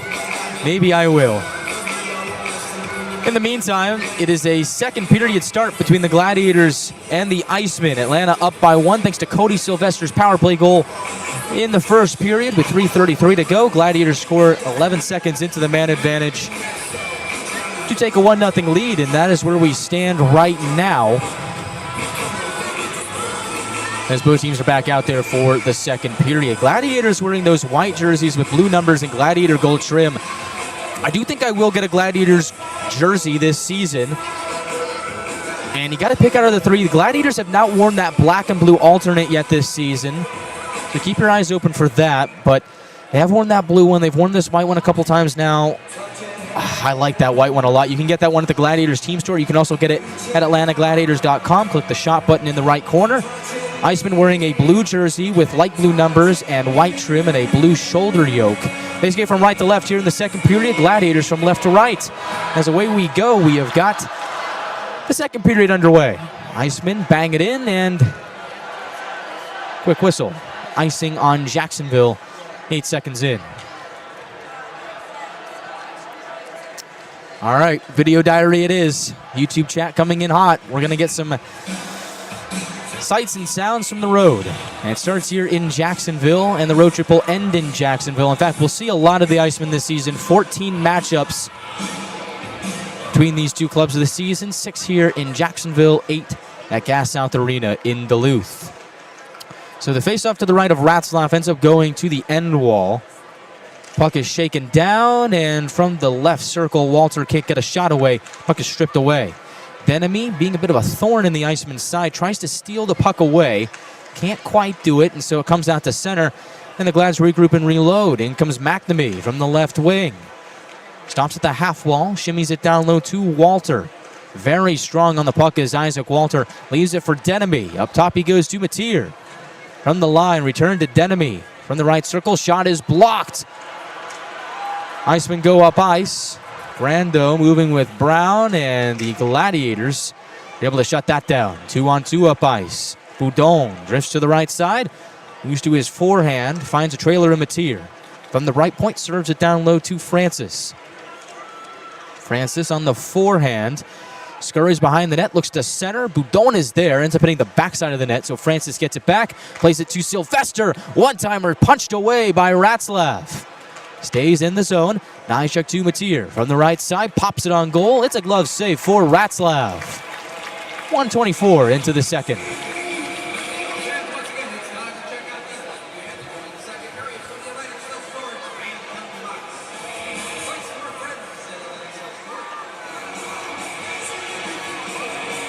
It's been a good night for Cody Sylvester. Gets his first goal of the season, and it felt like he was due. There have been times where Cody Sylvester has had those opportunities, but has just been stymied by some stellar goaltending. And here today, finally puts in that first one. And it seems like now the levee is broken. The floodgates are open for Sylvester. We'll see if that first one ends up being 2, 3, and 4 quickly here down the line. He is out there for this latest sequence with his new line of Francis and Boudon. Francis working against Duhar right in front of the net. Good defensive play by Nychuk on Bykov as the Icemen were pressuring. Nychuk from the right wing moves to the near corner. Behind the net is Francis. Jockeys for it there. Ryan Francis so tough on the puck. Francis, a former 5th-round draft pick of the Calgary Flames. Finds Sylvester behind the net. Sylvester looking to find Francis. And puck ends up hopping off the stick and moving to the near wall. Sylvester gets it back. Prods it around the horn to the far corner, where Cipollone gets a touch on it. Fresh off the bench, Joey Cipollone cuts around the net, finds Sylvester. Right circle shot is blocked. Rebound comes to Conroy. Scurries down the right wing. Give and go to Sylvester. Sylvester shoots off a stick and wide.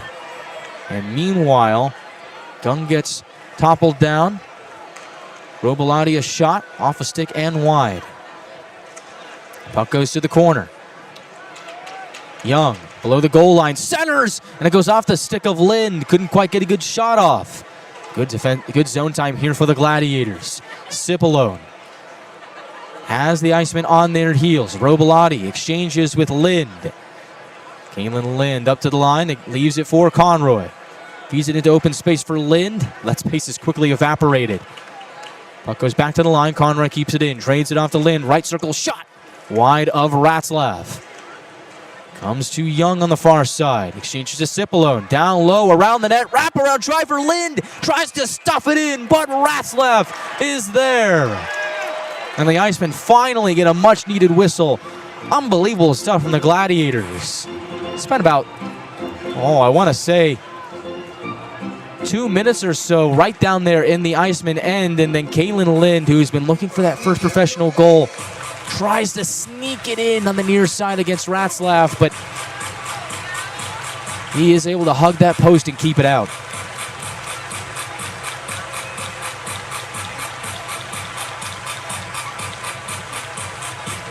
Face off on the near circle. Won by the Icemen. They'll chuck it out to center ice where it's grasped by Nolan. Gains the red line. He'll bang it in. Out to play it is Ratzlaff. Geraldo pitches it to the neutral zone. Dunkley makes his way to the end wall. Quickly defended well by Les. Quinnipiac product has it for Atlanta. Loses it below the goal line. Nolan helping out. Has it on the near side. Springs it to the neutral zone for Burns. Has Scardina on the move on the left wing. He'll delay, blows a tire, gets it to Nolan. He's got a trailer in Mateer. From the high slot, he'll drive it around the corner to the backside of the net. Puck goes between the circles, and the Iceman able to just fling it out in a hurry. Should be an icing, and it will be. With 4 minutes and 6 seconds gone by in the middle frame.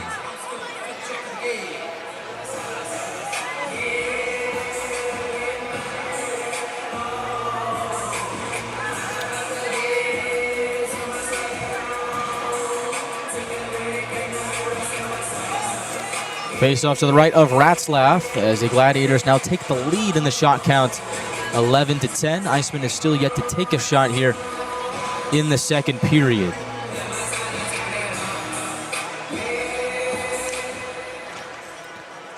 Off the face-off, puck goes to the wall, leaks out to the left point. Dunkley trying to jam it to the neutral zone, and he does. Squeaks over to the near side. Spets gets a stick on it for Jacksonville. Atlanta comes barging right back in. It's Isaac Walter there on the forecheck for Atlanta. Denemy has it in the corner. Centers it looking for Walter. Puck pinballs around back to Denemy. From the corner, lays it from low to high. Nychuk holds and shoots. Ends up hitting a man in front. Might have been McNamee. Ends up going to the line, but not out. Now the Icemen will clear, and Atlanta just looks to regroup and reload. They've done a really good job of playing in the Iceman zone here in the second period. Dare I say dominant. They come crashing back in. This time Iceman able to escape back up the center rather quickly. They'll fling it into Gladiator territory. Puck goes around Septenfelter to the far corner. Coffey tries to drive towards the net. Is shut down by Robolati. And now the puck comes back out to the neutral zone. Good pressure from Sylvester.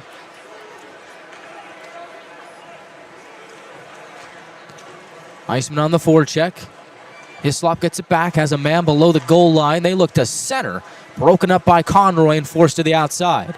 From the far wing, Conroy keeps possession. Trades it off to Robolati, who brushes it over to the near end for Francis. Moving in stride is Boudon. Trailer is Francis. He takes it in. Francis feeds in front. Sticked away by Ratzlaff. Boudon jamming at it, and it would not go. Puck up for grabs on the ends wall. Conroy finds it, tries to slam it in. Ratzlaff is there again for the stop. And afterwards, more chaos. Blood continues to boil. Conroy in the middle of it. He's lost his bucket. Takes a couple shots. And how about Ryan Conroy? Had some space on the goal line. Decided to just try and creep in towards the goal. Go short side on Ratzlaff, but as we learned earlier in the period, that's easier said than done.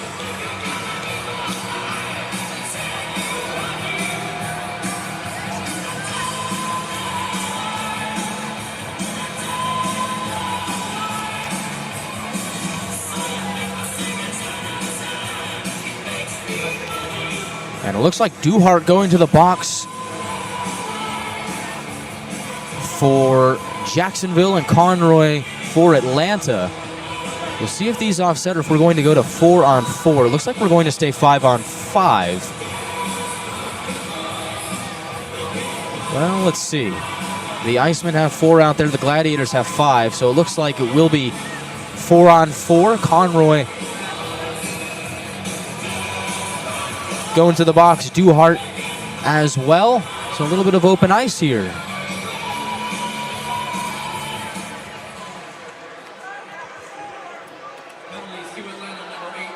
Les to the left wing for Jarvis. One-timer screeches wide. Momentum carries the puck back out to center.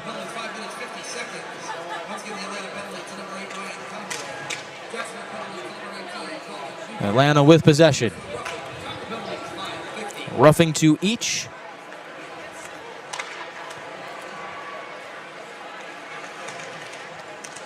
Puck up for grabs in the far corner. Jacksonville able to skate it free.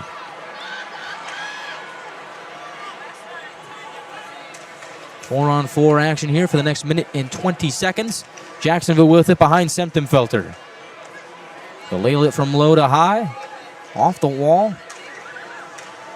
Crane has got it. He'll take a shot, kick, save Semptimphelter. That's his first save of the period. That comes over 6 minutes into the middle frame. Now here's Nychuk on the right wing. Nychuk delays, feeds it to the middle. Batted out of the air by Cipolone, but it's played with a high stick. Would not have counted anyway. Good effort there from Joey Cipolone, though. Bit of a baseball-style play. And now we've got another penalty here. Cross-checking is going to be the call, and the culprit is... We'll find out in a moment. It's going to go against Atlanta. Jack Mateer to the box. 4-on-3 power play for Jacksonville when we come back on the Gladiators Broadcast Network. This Thanksgiving, you can count on Kroger. You get up high quality and down low prices. Up high quality with our exclusive brands and down low prices on all your Thanksgiving needs. Because at Kroger, quality and low prices always come together. Kroger, fresh for everyone.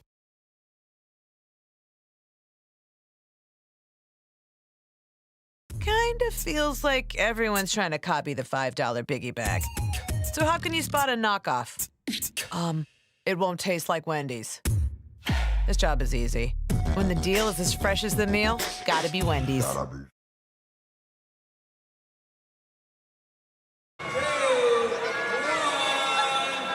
We will get to see the Icemen's power play for the first time here today, although it's going to come in a bit of an unconventional fashion. It is a 4-on-3 power play for the Icemen.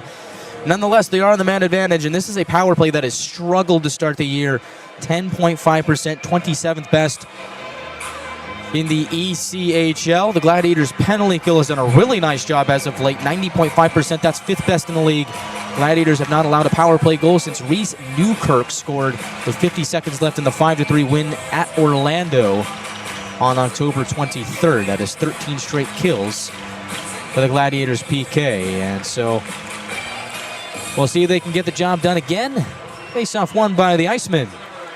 They'll have it at the line. Fulp plays it on goal, steered away by Semptimphelter. Puck leaks its way back up top to the right side, and now the left they go. Brown takes it in for Jacksonville. Plays it up top. Fulp climbs his way to the top of the circle. Slap shot, score. It is Brown from the left circle scoring on the power play. And Jacksonville has tied it at 1.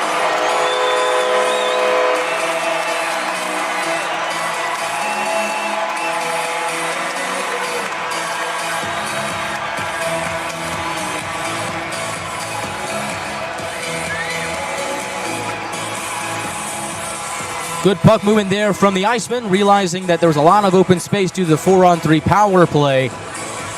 And so from the high point, it was Fulp getting a lay of the land, moving it across to the left circle for Brown. One-time shot, very similar to what Cody Sylvester did on his goal.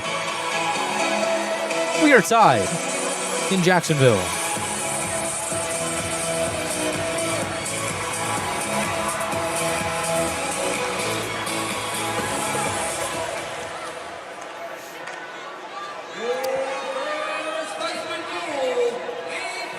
So it's a brand new game. Power play goal scored by number 10 for Jacksonville, Christopher Brown.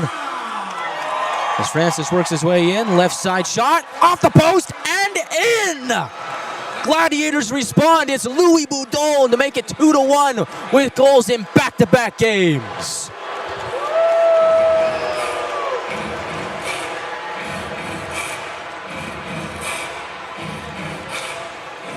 So the Gladiators get that one back. Francis to Boudon. We saw that on Wednesday. We see it again here on Friday.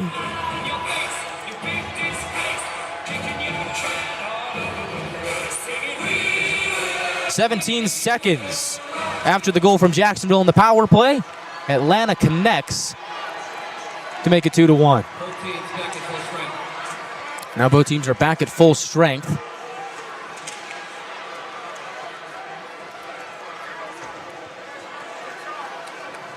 And here comes Boudon again. From his knees, tries to fling it to the middle for Nychuk. Whistle blows. I think that puck hit a man on the Gladiators bench. Clock stops, 11:53 left in the second. So how about that? You think about responding to a goal against? Well, that's exactly what the Gladiators did. Jacksonville goes and scores on a 4-on-3 power play to make it a tie game at 1 apiece, and then 17 seconds later, in comes Francis and Boudon. Francis hits Boudon the trailer. He rings it off the iron and in for the score. Louis Boudon, now a point-per-game player, a goal and assist here today, assisted on the Sylvester power play goal. 8 points in 8 games for Boudon.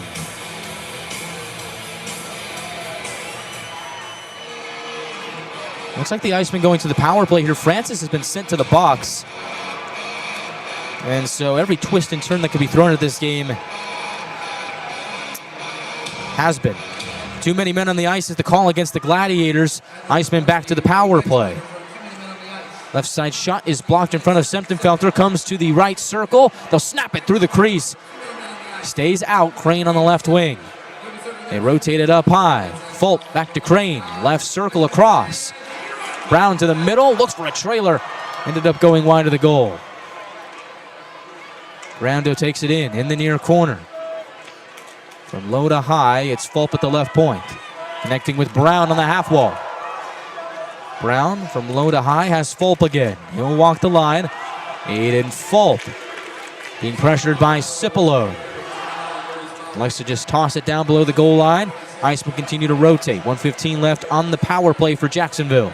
Brando to the goal line. Tried to stretch it across. Gladiators took away the angle, but Icemen keep it in the zone. Fulp at the right point, across to Crane. Fulp again in the high slot, shoots. Kick save made by the right pad of Semptimphelter. Jockey for it in the corner, and Atlanta is able to mail it down for a clear. 50 seconds left on the bench minor for too many men.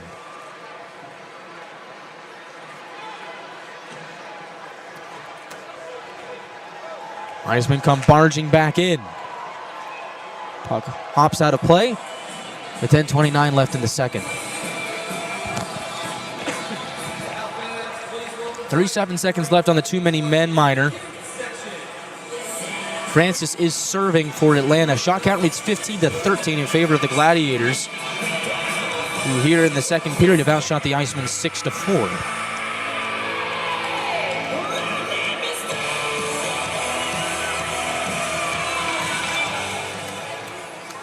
Icemen win the ensuing faceoff from the right wing. Bykov prods it back up to the line. Shot goes wide of Semtenfelter. Icemen scrape it up and return it to Bykov. Bykov has a trailer. Shot, score! It's another power play goal for the Icemen. And this time, it is James Hardy scoring for Jacksonville to tie the game again, this time at 2.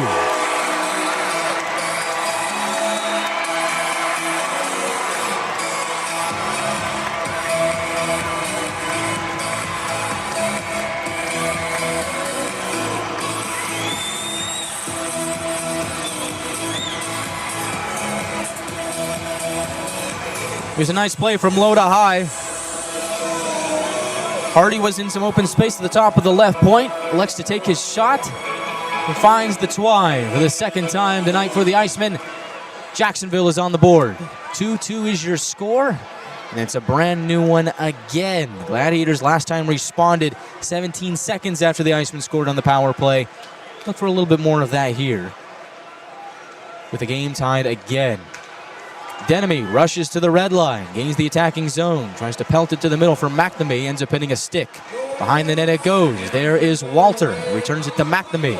Behind the cage on his backhand, prods it up high to Conroy. Left point shot goes wide of Ratzlaff. Robolani pinches to keep it in.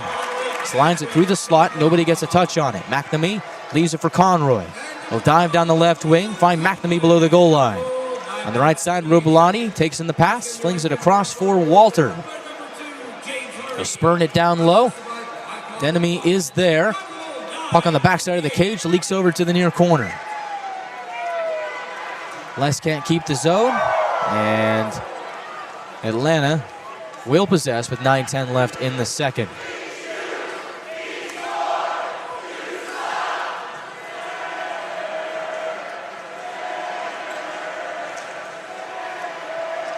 Icemen throw it through the neutral zone. It'll be an icing on Jacksonville with 8:54 left in the second.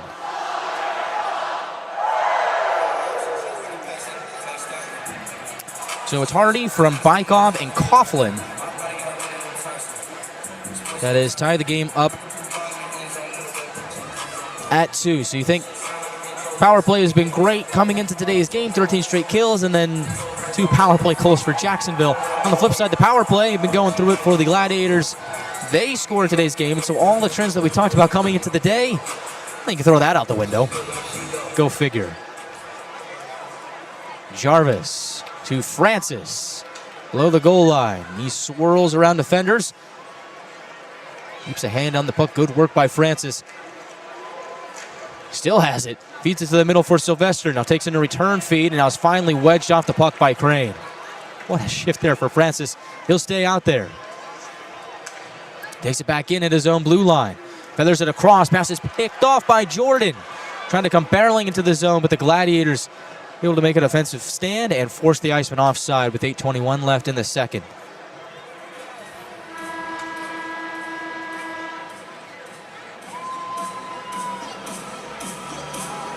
And the goal from Boudon was not a power play goal for the Gladiators. That was scored 4-on-4. So it's been a bit of an odd game, but nonetheless, it is tied with 8:21 left in the second period. It's Atlanta 2 and Jacksonville 2. We are back after this from our local sponsors.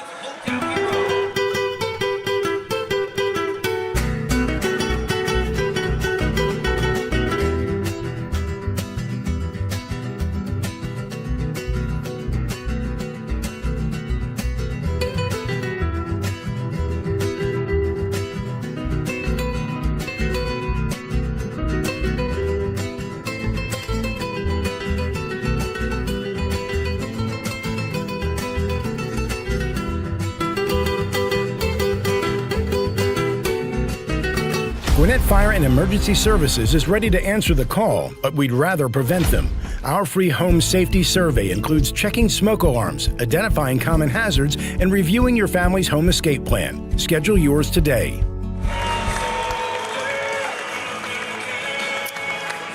Atlanta 2, Jacksonville 2. The Gladiators led this game 1-0 heading into the second period, and then about every twist and turn you can imagine here has happened in the second period that has led to this being a 2-2 game. Both teams have traded goals here so far in this game. Atlanta struck first on the power play back in the first with Cody Sylvester's first of the year.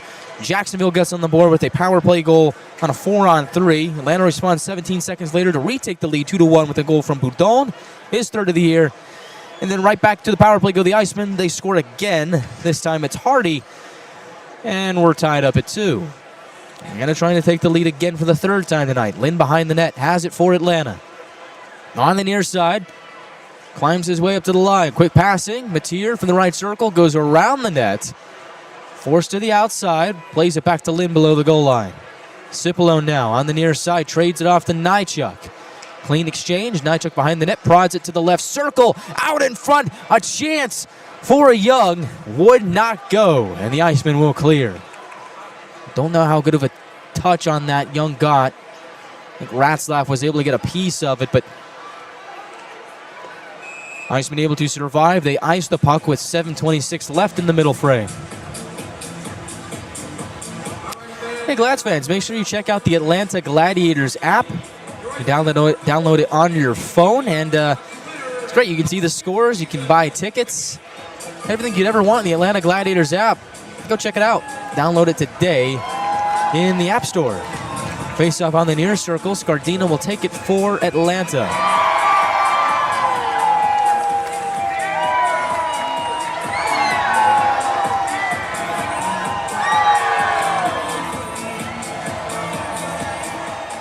Face off won by the Gladiators. Robillati point to point for Conroy.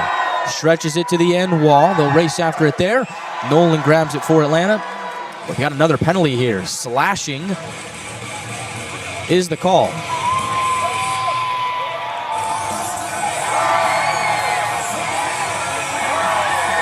And it's going to go against Mickey Burns. So Burns goes to the box. Jacksonville back to the power play. And the Icemen have been lethal on the man advantage, which has not really been the case for them all throughout the course of the year. But go figure, they light it up here today. They've scored 2 power play goals, 1 4-on-3, another 5-on-4. So Burns in the box, not a good sign for the Gladiators with 7:18 left in the second.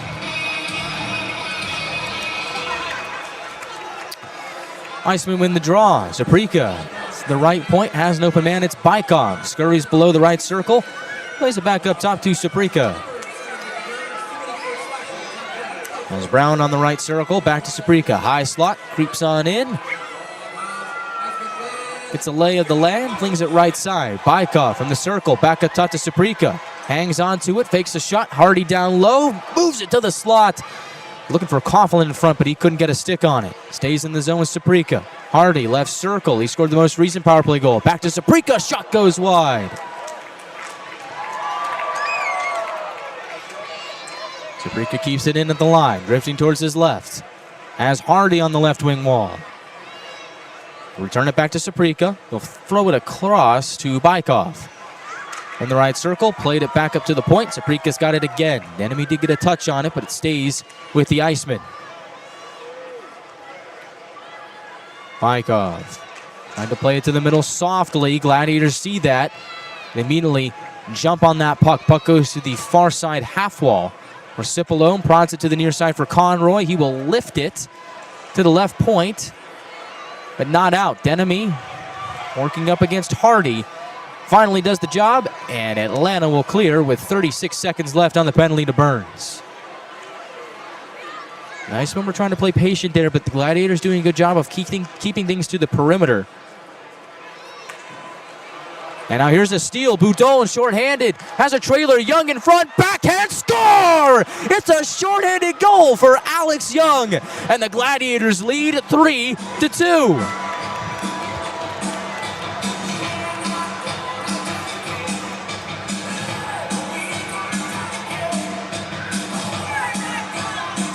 Alex Young's 4th goal of the season is a beauty.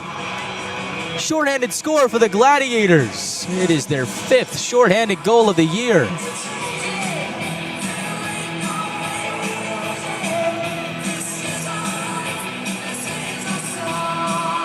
Louis Boudon, goal and 2 assists so far today. He has been all over the place. He is factored in on every single Gladiator goal. Alex Young from Louis Boudon. Gladiators lead 3-2.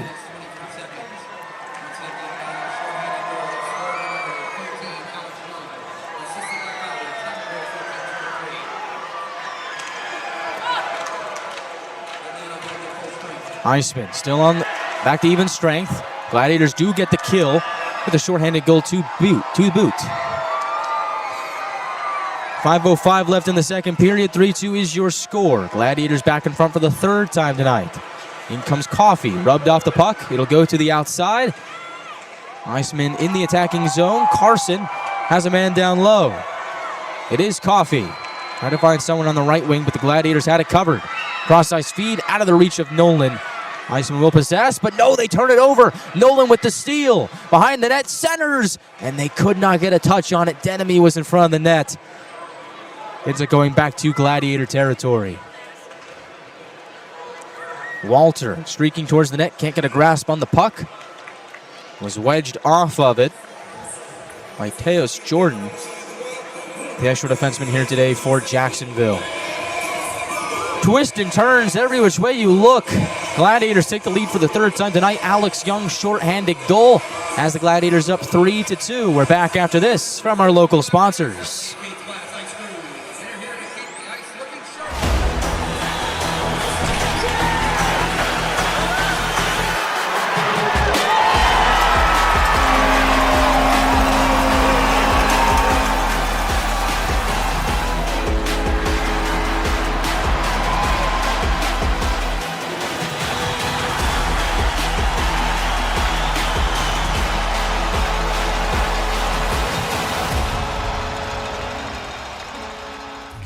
Feels like everyone's trying to copy the $5 biggie bag. So how can you spot a knockoff? It won't taste like Wendy's. This job is easy. When the deal is as fresh as the meal, it's gotta be Wendy's. This game has been something else so far, and we still have 4:26 left in the second period. For those of you who are just joining us, the Gladiators struck first on the power play from Cody Sylvester back in the first period. Every other goal has been scored here in the second period. Jacksonville responded with a 4-on-3 power play goal. Gladiators bit back with a goal from Boudon, 4-on-4. Then it's another power play goal from the Icemen from Hardy to make it 2-2. And then most recently, it was a beautiful setup from Louis Boudon to Alex Young. Behind the back pass, no looker from Boudon. Finds Young in front, forehand to backhand. He scores a shorty for his fourth of the year to make it 3-2 Gladiators. And that is where we sit right now. Jacksonville climbs out to the neutral zone, pelts it around the boards in the near side. Gladiators quickly strip it away and jolt it into Jacksonville territory, where it will go down as an icing.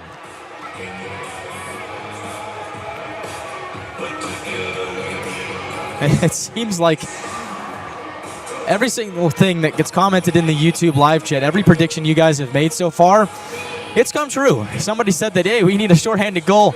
Alex Young delivered. So keep that going. Everybody make sure you go over to our YouTube live chat. Comment your thoughts here on today's game. It's been a fun one here in enemy territory of VyStar Veterans Memorial Arena. Face-off will be to the left of Semptenfelter. McNamee will take it, going up against Christopher Brown.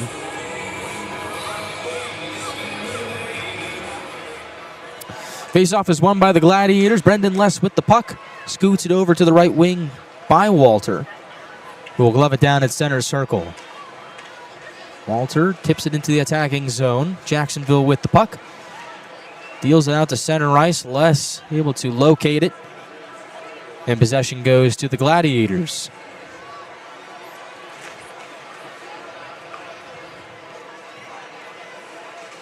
Francis able to evade the pressure from Bykov.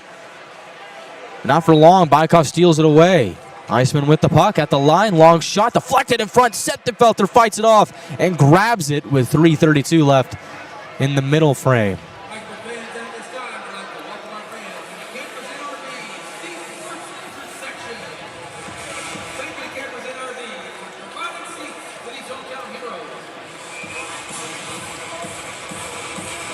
Sylvester, Boudon, and Francis, the forward group for Atlanta. Conroy and Robilotti, the defensemen for the Gladiators on this latest sequence. Face-off won by the Icemen from the right side. Shot goes high and wide of Septenfelter. Held in at the left point by Hislop. Finds a man at the goal line, and is MacArthur.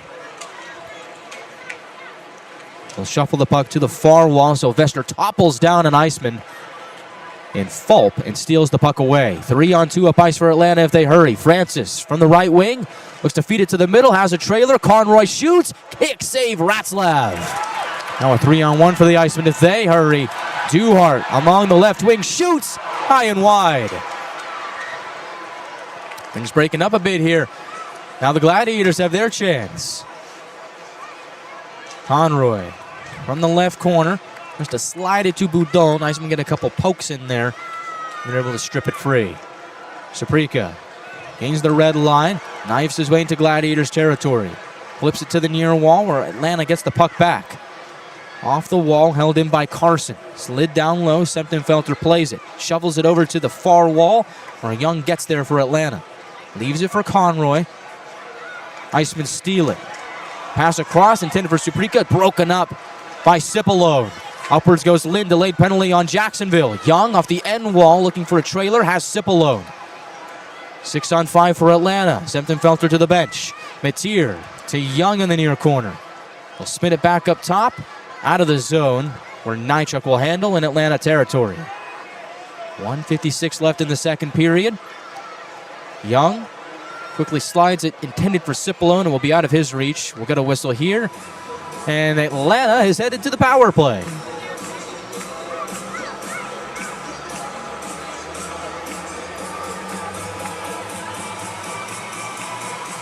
Slashing on Carson sends the Gladiators back to the power play. Atlanta 1-for-1 on the man advantage so far.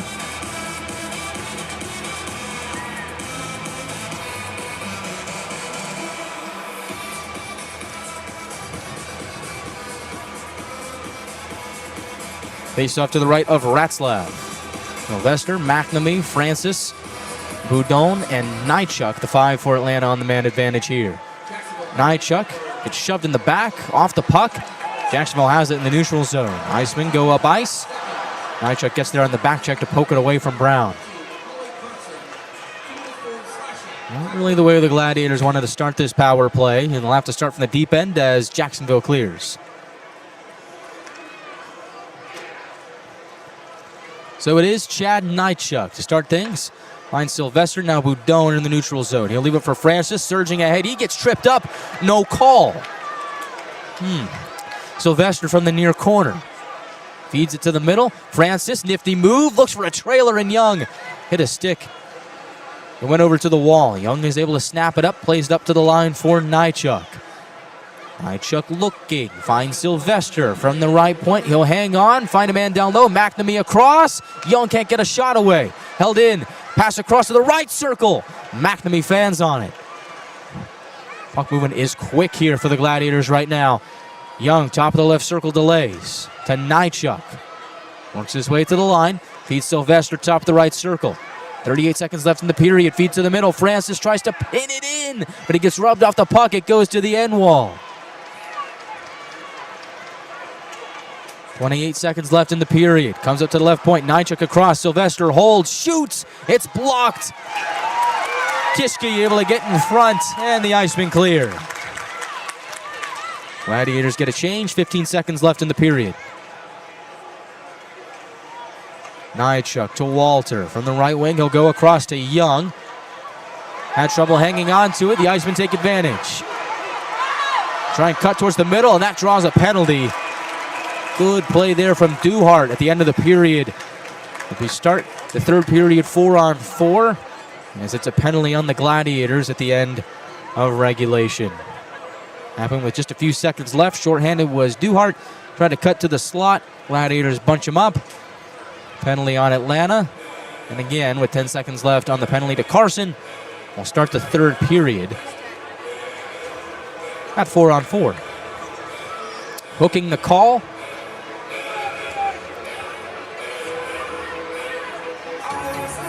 And that is the reason for the penalty on Atlanta.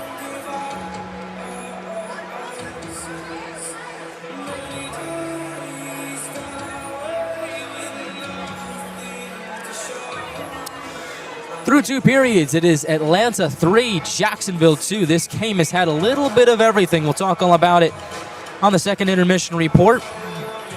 We'll also take a look at the out-of-town scoreboard, see what's going on in South Florida and the only other game going on in the division. Take a look at period number 3 and what the Gladiators need to do to escape the building with a win and improve to 3-0 on the road this season, heading into tomorrow's matchup against Savannah. All that coming up next on the second intermission report here on the Gladiators Broadcast Network. Once again, it's Atlanta 3 and Jacksonville 2 through 2 periods. We're back after this from our local sponsors.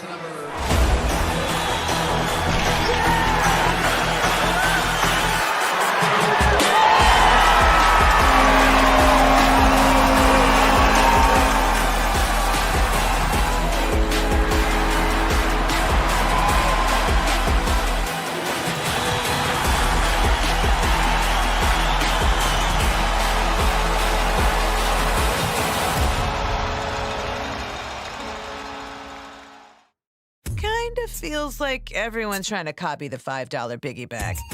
So how can you spot a knockoff? It won't taste like Wendy's. This job is easy. When the deal is as fresh as the meal, gotta be Wendy's. Gotta be fresh. Sometimes life's collisions leave us feeling off balance. But at 100% Chiropractic, we know how to get you back on track. We don't just straighten you out, we empower you. We educate you on how to get to the root cause and give you a play-by-play strategy on how to get you back to 100%. We even use lasers. Lasers! Our $49 first experience includes a complete set of comprehensive chiropractic x-rays, a fit 3D scan, and your first life-changing adjustment. Visit us and break the ice. Discover the power of chiropractic care at 100%.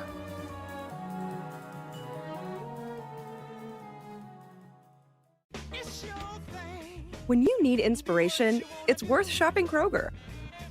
For thousands of appetizing ingredients that inspire countless mouth-watering meals. And low prices that add up to big savings, like over $600 in digital coupons each week, and up to $1 off per gallon at the pump. So you can get big flavors and big savings. Kroger, fresh for everyone. Gwinnett Fire and Emergency Services is ready to answer the call, but we'd rather prevent them. Our free home safety survey includes checking smoke alarms, identifying common hazards, and reviewing your family's home escape plan. Schedule yours today. Welcome back to Jacksonville. We're through 2 periods of play. We've got a fun one on our hands, and the Gladiators have the lead. It is 3-2 Atlanta through 2 periods of play. I'm Guy Chiarenza, welcoming you back to Jacksonville for the second intermission report. And what has been a fun game between the Icemen and the Gladiators. The first of 14 meetings between these two teams this season, and it feels like if any of the future 13 matchups or anything like this one, we're in for a good season series on our hands. This game has been a whole lot of fun, and seemed like it was going to be a bit of a defensive slugfest to begin with, although it ended up being just a first period feeling out process, and then the floodgates kind of opened here in the second period. Let me tell you all about it. So, you open things up with a Cody Sylvester power play goal, 3:33 left in the first period. A bit of a clean first period. The Gladiators had some on-man rushes against them, were able to tighten things up, get some really good sustained offensive zone time, and it leads to a drawn penalty. Atlanta goes to the power play. 11 seconds into that power play, Cody Sylvester bangs in his first goal of the season. Long time coming for number 16, but a welcome sight to see. Feels like that's the first of many this season for Sylvester. Now that he's got the juices rolling, it feels like the rest will just come naturally. As Sylvester, it's his first of the year from Nychuk and Boudon on the power play to make it 1-0 Gladiators through 20. You go to the second period, and things just blow wide open. Gladiators and the Icemen end up getting in a bit of a skirmish, and things kind of get out of hand. So you think about in the first period, only one penalty called, Gladiators scoring the power play. You go to the second period, and that trend does not continue. That is exactly not the case what happened in the second period. So in the second, we had 7 penalties called. So it gets to a point where about 13 minutes left in the second period. Icemen go to a 4-on-3 power play. They are able to score. It was a very similar goal to what Cody Sylvester did in the first period. Same side of the rink, it's flipped. Sylvester scored from the right circle. This time it is Christopher Brown scoring for the Icemen from the top of the left circle. He fires it into the back of the net for his 4th of the season. That being assisted by Aiden Fulp. And the Icemen are on the board. It's a 1-1 game. But it didn't stay that way for long. 17 seconds later, Louis Boudon and Ryan Francis combined for a goal again. They scored on the Gladiators' lone goal on Wednesday. Francis to Boudon for the score. Same story here. Francis has Boudon the trailer, rings the shot off the iron, and in. It's a doink off the post into the twine. Boudon gives the Gladiators a 2-1 lead. Louis Boudon this season has been incredible for the Gladiators. More on that in a moment. As it looks like 2 minutes later, 2 minutes and 3 seconds later, the Icemen respond with a power play goal. This time, it is James Hardy from Patrick Bykov and Liam Coughlin to make it a 2-2 game. Icemen just did a really good job of moving the puck around, again, on the power play, using that open space to their advantage. And they find Hardy from low to high at the right point, or excuse me, the left point. He kind of just comes creeping in, gains his space, picks his spot, ends up burying it for the tying score at 2-2. Then you get one of the most absurd plays I've seen this year. Louis Boudon is out of his mind. Incredible stuff for number 29 in white. He is factored in on every single Gladiators goal here tonight. Short-handed. We've seen it every single time the Gladiators are short-handed. Boudon is out there. He's aggressive. He's stealing pucks. He's making plays happen. Ends up creating a turnover. And it's a no-look pass. He knows where Alex Young is. They're moving to a side, moving up the ice, and he just knows where he is. Throws it behind his back. Young takes it in stride, moves from the forehand to the backhand for the shorthanded score. With 5:37 left in the second period, Alex Young gets his 4th goal of the season. Boudon has 1 goal and 2 assists to this point. Incredible stuff from this Gladiators team. And so for those of you who were wondering, the Gladiators have got to be the best shorthanded goal scorers in the league, right? Well, no, that distinction actually belongs to the Toledo Walleye, unfortunately, but the Gladiators are making a case. They are climbing the ranks, as Atlanta has now, with that goal from Alex Young, scored its 5th shorthanded goal this season. And so think about this. The Gladiators have scored 4 shorthanded goals in their last 4 games. They did not score a shorty on Wednesday against Greenville, but they did score one on Sunday against South Carolina for Carson Denemy, and then they scored a pair on the Saturday game against South Carolina, back-to-back in 6 seconds. So I really can't count out the Gladiators shorthanded. That penalty kill, while hasn't been the greatest here today, did surrender 2 power play goals to the Icemen here in this game. They make up for it with a shorthanded goal, and the Gladiators have the lead again at 3-2. This game has had all kinds of oddities. You looked at every single trend coming into this game, and it said that this is going to be a low-scoring affair, 2 really hot goaltenders, 2 teams that play really good defensively, 2 power plays that had been not playing as well as of late, 2 really good penalty kills. It seems like every single storyline that was laid on the table for this game has really gone by the wayside. And so this game was blown wide open in the second period. 3-2 Gladiators lead, and it feels like anything could happen in this third period. And so for the Gladiators, what it's going to come down to is it's going to come down to controlling the puck. If Atlanta is able to control the puck and dictate the plays of turns, if they're able to spend more time in the Jacksonville zone like they did in the second period for much of it, they are going to be the victors here tonight. But it starts with puck control. In a game like this, you can't give the Icemen anything to work with, because they're going to take that and they're going to run with that. TJ Septenfelter's been really good for the Gladiators here today, but it feels like any mistake that's made in this game in terms of the puck possession battle, either side's going to take advantage of it. So here in the third period, look for puck possession to be the key. Look for Atlanta to be a little bit cautious when playing the puck, but still try and remain aggressive in the offensive zone to add to their 1-goal lead here in the third period, because it feels like no lead is safe in this game, despite the Gladiators climbing back out of it 3 times here tonight. And so that sets the lay of the land for the third period. And oh, by the way, the Gladiators have scored a third period goal in every single game so far this season. But as we've learned so far here tonight, you can throw that trend out the window. The Gladiators and the Icemen really just playing street rules here today, as it seems like anything goes. Anything you could have predicted would have happened has not, and so it seems like we're in store for a fun-filled third period where nobody knows what's going to happen next. Speaking of, we do know one thing is guaranteed. We've got the tail end of the second intermission report coming up next. We'll look at some scores from around the league. We'll have some fun here on a Friday night in Jacksonville. This is the second intermission report here on the Gladiators Broadcast Network. And maybe I will get some popcorn, as Mitch Korn is not joining us here today. He had some popcorn in Estero on our last road trip. Shout out to Mitch if you're watching here tonight. Always happy to have you in the booth. Hopefully we'll see you again sometime soon. This is the Gladiators Broadcast Network. Atlanta leads 3-2. We're back after this from our local sponsors. Tonight's game is brought to you by the ECHL, celebrating its 38th season of affordable family entertainment. The ECHL would like to thank everyone in attendance for your support of ECHL hockey. The ECHL would also like to recognize the following league sponsors: AMI Graphics, exclusive signage provider; Athletic Knit, official jersey supplier; Baron Rings, official championship ring supplier; BFL Canada Insurance and Sutton Special Risk, sponsors of the 2026 ECHL Hall of Fame induction ceremony; Dash, official mobile auction platform; The Fairley Group, official commercial insurance provider; Flow Sports, exclusive streaming provider; Hotel Planner, official hotel reservations partner; Howie's Hockey Tape, exclusive hockey tape and lace provider; In Glasgow, exclusive puck provider; Prolific One, exclusive secondary ticketing partner; and Warrior, exclusive on-ice equipment provider and title sponsor of the 2026 ECHL All-Star Classic. Catch all of the ECHL action live in high definition by logging on to flowhockey.tv.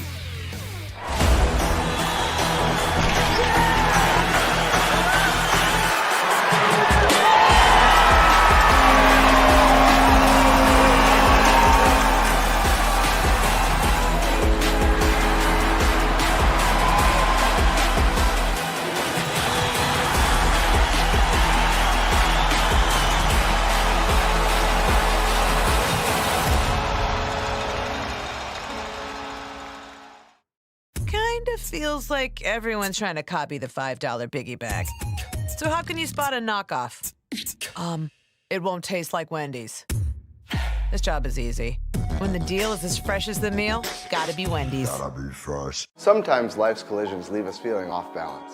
But at 100% Chiropractic, we know how to get you back on track. We don't just straighten you out, we empower you. We educate you on how to get to the root cause and give you a play-by-play strategy on how to get you back to 100%. We even use lasers. Lasers! Our $49 first experience includes a complete set of comprehensive chiropractic x-rays, a fit 3D scan, and your first life-changing adjustment. Visit us and break the ice. Discover the power of chiropractic care at 100%.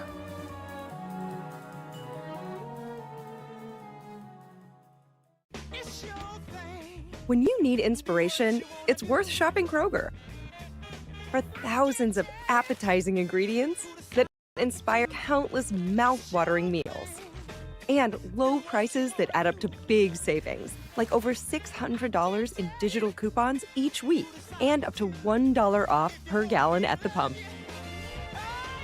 So you can get big flavors and big savings. Kroger, fresh for everyone. Gwinnett Fire and Emergency Services is ready to answer the call, but we'd rather prevent them. Our free home safety survey includes checking smoke alarms, identifying common hazards, and reviewing your family's home escape plan. Schedule yours today. We are currently awaiting third period action here from VyStar Veterans Memorial Arena in Jacksonville. Let's do a chat check here on the YouTube side before we get to the scores from around the league. Actually, no, let's flip that. Let's let you guys get your thoughts in on the chat while I'm looking at the scores from around the league, and then we'll see what your thoughts on here in this wild, wild game in Jacksonville in which the Gladiators have a 3-2 lead. Let's take a look around the ECHL, which is no longer known as the East Coast Hockey League. Some bit of a misconception there. People still think it's called the East Coast Hockey League. The ECHL is the acronym. It's not. ECHL is not an acronym. That is just the name of the league. So it's not East Coast Hockey League anymore. It is just ECHL. And the ECHL does not stand for anything. Doesn't mean anything. It's just that's just the name. It's just ECHL. And it's been a fun night in the ECHL, especially here in Jacksonville. Start of the second period. Started the third period in Kalamazoo as I refresh my page. The Wings have a 4-0 lead over the Walleye, defending Western Conference champions. Fuel have a 4-0 lead over the Bison as that game is about to start the third period as well.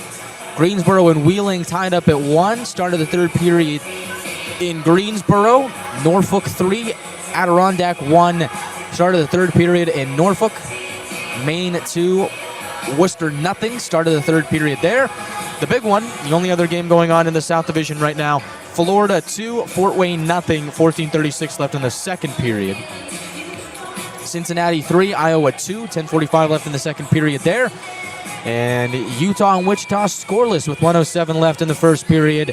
Idaho up 1-0 over Kansas City at the start of the second at Cable Diamond Arena in Independence, Missouri.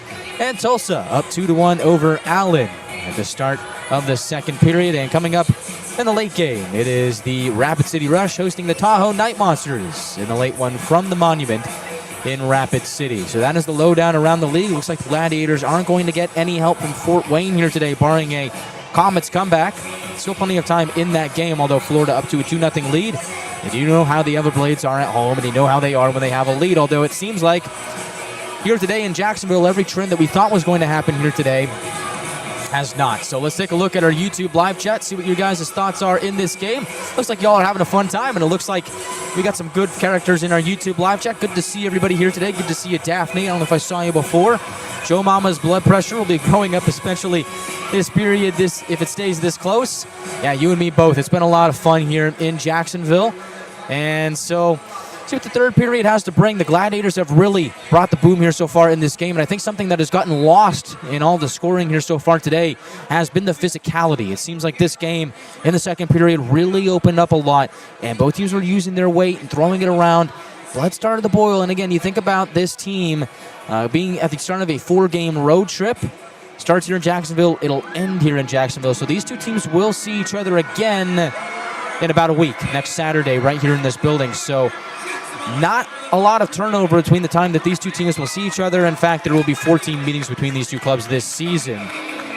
So yeah, we're going to get to know Jacksonville very well, and it should come as no surprise as there will be a lot of rough stuff between these two squads this season. Jacksonville back out on the ice for the start of the third period. They're wearing blue jerseys, kind of a navy base with a light blue numbers and shoulder yoke with some white trim mixed in. They will skate from left to right in the third. Gladiators wearing those crisp, cool white jerseys with blue numbers and Gladiator gold trim will skate from right to left in the third. And you can get that jersey on AtlantaGladiators.com. Just click the shop button in the right-hand corner when you go to AtlantaGladiators.com, or you can get it at the Gladiators team store on a game day. You will not see the Gladiators back at Gas South Arena until November 22nd when they take on Greenville. And we will see a lot of Greenville, a lot of Jacksonville, a lot of South Carolina over the next couple of weeks, so get ready. Shout out to Richie, drinking a soda, eating a cookie, and watching the Gladiators. It doesn't get better than that, my friend. I could go for a soda and a cookie myself, but instead I'm treated to Gladiators and Icemen. The start of the third period is just about upon us. Thank you for watching the second intermission report here from Jacksonville as we get set for what should be an exciting third period. Atlanta trying to hang on to this one-goal lead here once and for all here in the third and skate out of the building with their 7th victory of the season to remain atop the South Division. But Jacksonville's not going to make it easy. We saw that in the second period.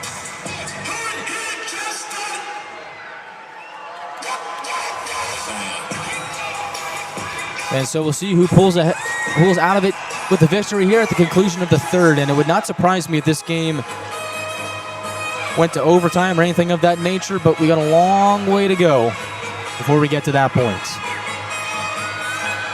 It's been a great night for Louis Boudon. He has a goal and 2 assists so far here today. He has factored on every single Gladiators goal tonight. For those of you who are just joining us, Isaac Walter got called for a hooking penalty at the end of the second period.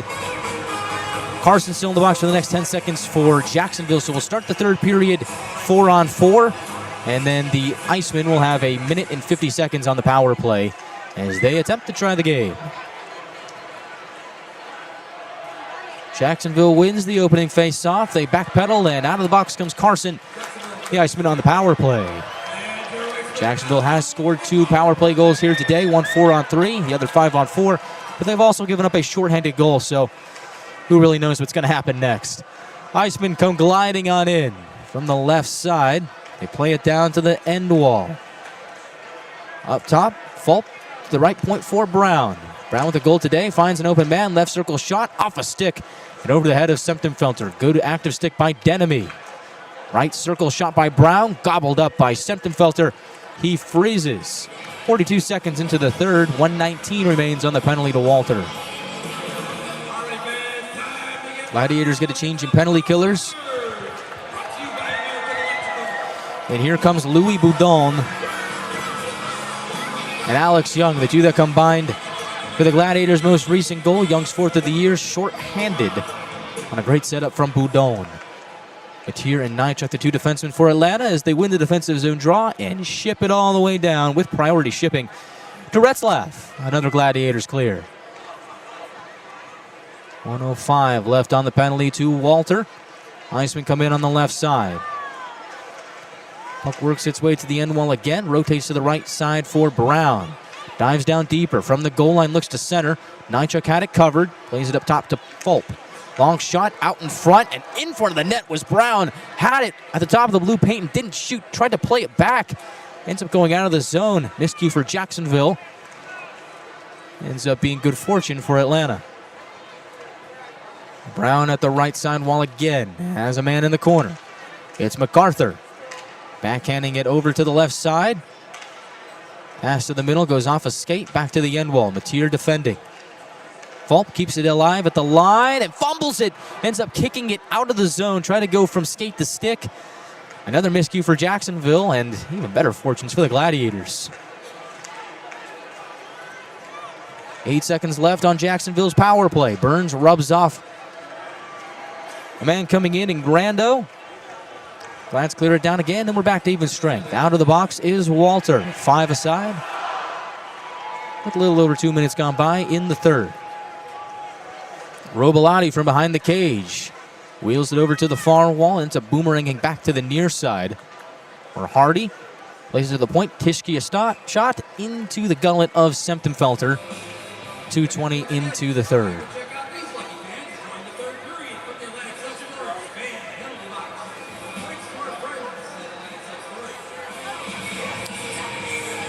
And on for the Gladiators is the line of McNamee, Denemy, and Walter. That first line here today for the Gladiators. First time we've seen them together. I like what they've been able to do here today. Matt Ginn, Gladiators head coach, and Zach Fennell, the assistant coach, shuffling around the lines a bit, and it certainly has paid dividends today. 3 goals on the board for the Gladiators. Shot off the face-off, steered away by Semptimphelter. Learning attempt shouldered out of the air by Hardy. Gladiators take it up ice. Walter powers towards the net. Walter shoots and scores! Isaac Walter makes it 4-2 Gladiators. So strong on the puck. Walter, you just can't shake him off. Ends up getting in close and goes upstairs for the score.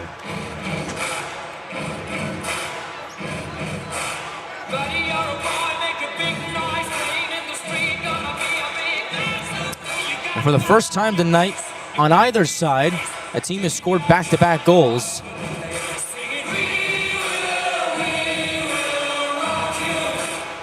Walter's 3rd goal of the season comes 2 minutes and 33 seconds into the third. So now the Gladiators have spotted themselves a 2-goal lead, and they show no signs of backing down. And on the left side comes Francis. Poking at it. Able to leave it for Sylvester. Left side half-wall feeds it to the middle, out of the reach of Boudon. Boudon looks for Sylvester backdoor. His tap-in goes off a leg, up to the line. Jarvis puts it towards the goal. Ends up going wide of Ratzlaff.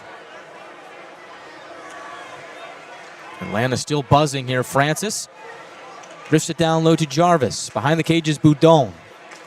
Looking for Sylvester. It's whacked out of the captain's reach. Back to Boudon on the end wall. He thrusts it out of play with 16:42 left in the third. Another good shift for the Gladiators. Isaac Walter's goal is scored unassisted. And it is his third of the year. So Walter, again, so strong on the puck. He's also very speedy. Isaac Walter standing at 6'4", 205, and with a stature like that, you wouldn't think he'd be able to move that quick, but he really can. But on that last play, kind of shows his ability to possess the puck and really shrug off oncoming attackers. Just drives towards the goal, goes upstairs for the score, and gives the Gladiators a 2-goal lead, largest lead of the night.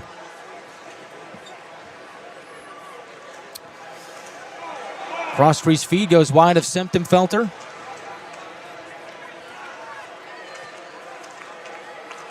Lind has it. Throws it across in front of the Gladiators bench where it's grabbed by the Iceman. Fulp from his own blue line stretches to the red. And the Iceman will pound it in again, looking to get something going here. Nychuk chops it up to the left point. Shot by the Iceman goes wide of Semptimfelter. Tries to jab it off a stick of Brown. The Iceman hangs on. Looks for a trailer. He's got it. Quick exchange. Jordan across. Back to Brown. In and out of the glove of Semptimfelter. And Atlanta will clear out to center. So we talked about coming into this period how every trend had been bucked heading into today's game. But the one that didn't, the Gladiators have still scored in every single third period this season. 8 for 8. Skardina flies down the right wing. Skardina shoots, save made by Retzlaff. Rebound comes to Nolan. Working along the right wing, spinning and turning. Looking for an open man. He's got one in Burns in the corner. Feeds it to the middle. Skardina right circle shot. High and wide of Retzlaff. Conroy from high to low by Nolan. Left for Skardina. Continues to play it to Robilotti. Back to Conroy, but he can't hold it in the zone. Has to backpedal to retrieve the puck. Circles back, drives back in. Conroy, right side, dangling towards the net. Conroy spinning in the corner, still with the puck. From low to high, the Yale product finds Mickey Burns. From high to low, stashes it in the near corner. Walter there for Atlanta. Iceman able to peel it away. Fly through center. Dunkley can't hold it in on the zone entry. Defended well by Jarvis. Knocks it off the near wall for Walter. Here he goes again. Walter cuts to the middle. Has a trailer in Denemy. He'll go to the far corner. Play it up top to Les. In the middle, it's Jarvis. Snap shot into traffic. Deflected wide to the near corner. Walter again working strong and hard. Has Denemy near him, although the Icemen impede Walter a bit. He wanted a call, did not get it. And so Jacksonville with the puck. Will bank it to the left point where it's held in by Denemy. Good keep. Feeds Walter. Walter back to Denemy on the left wing. In the corner, he gets to work. Gladiators make a line change behind the scenes. Get some new bodies on. Denemy's wrapped up on the near half wall. McNamee there helping out fresh off the bench. Puck leaks over to the far corner. Francis speeds into it. Does a nice job of getting there for Atlanta. Hangs on to the puck for the Gladiators. Defended by Dunkley. That's not enough for Jacksonville. Extra man has to step in, and the Iceman will finally rainbow it back out to center. But the Gladiators come right back in. Louis Boudon, first man on it, in the near corner. Boudon with a goal and 2 assists today. Finds Nychuk at the left point. They trade the puck off. Nychuk to the middle. Down low to Sylvester. Wraps it through the slot. Out the other side. Mateer pinches to keep the puck in the zone. Mateer from the right circle. Dangling towards the net. Backhands a puck to the near corner for Francis. He'll cycle up high. Cross-ice feed. Broken up by Dunkley. 2-on-2 for Jacksonville. As Carson comes down the middle. Tries to get a shot away. What a play by Mateer on the back check to lift his stick. Excellent defensive play by 21 in white. Jack Mateer makes an excellent play. Sylvester on the right wing gets a steal. Sylvester go around the net on the back end. Elects not to shoot, feeds it to Conroy. Point to point, Les to Sylvester. His shot is blocked. Fulp got a piece of it, goes into his equipment. And Coffey will slide it to the neutral zone. Boy, do the Gladiators have the Icemen on their heels. Right back in comes Young, poking and prodding. Continues to surge down the far wall. He gets squashed off of the puck. Iceman with it. He'll scoot it out to the neutral zone. Conroy gets a piece of it, but flying in is Grando. Forced to rethink things. Atlanta had it covered on the perimeter. The dump in blocked by Conroy. And his bodies collide in front of the Atlanta bench. Cipollone back up to his feet. Gains the attacking zone, but offside was Lind. 12:04 left in the third period. Atlanta leads 4-2. Isaac Walters, third goal of the year, has given Atlanta the largest lead of the night. It's Atlanta by a deuce when we come back to Jacksonville on the Gladiators Broadcast Network.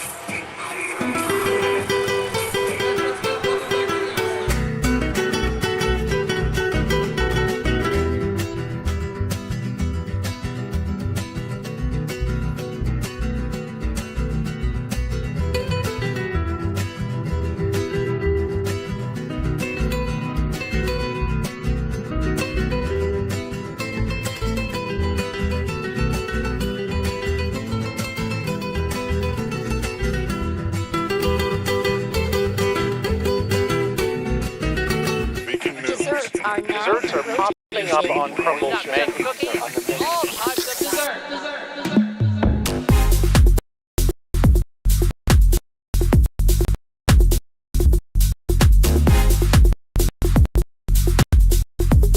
More than just cookies.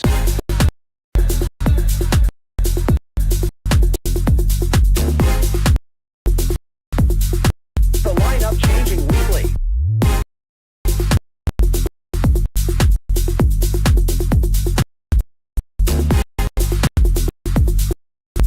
Desserts now in rotation.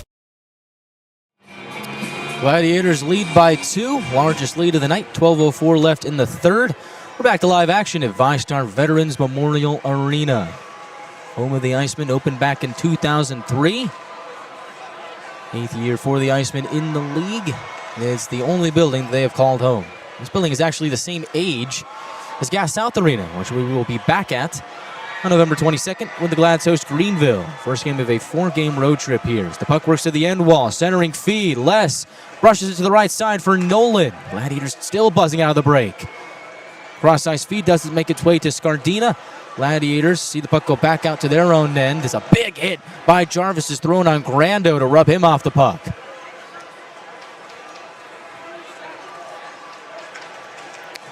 This Gladiators team, while they don't have the biggest guys in the world, they certainly can be physical. I think a lot of teams are learning that. Hardy with a steal in the neutral zone. MacArthur blows a tire on the entry. Atlanta with the free puck scoots it out to center. 9 minutes gone by in the third. Lads keep the puck in the attacking zone. McNamee tried to power towards the net. Hislop and company move up ice. MacArthur between the circles.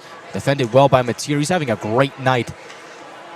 Another good defensive play by the former draft pick of the Nashville Predators. Puck goes out of the bench. Into the bench, I should say. 10:37 left in the third.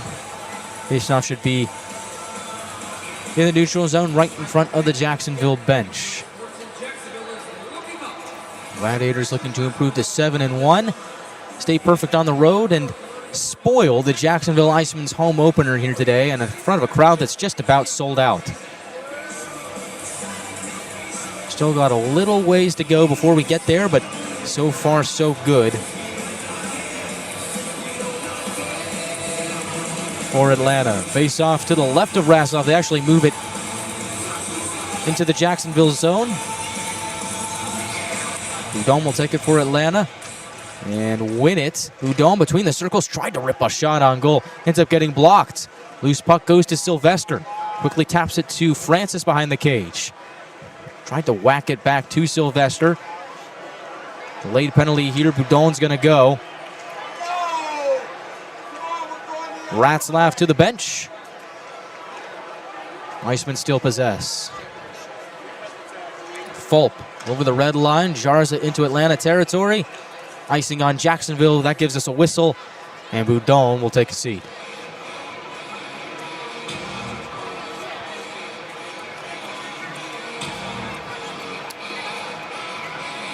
Tripping is the call on Boudon.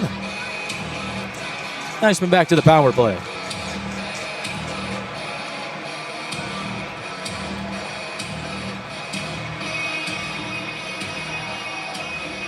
This will be the Icemen's 5th power play of the night.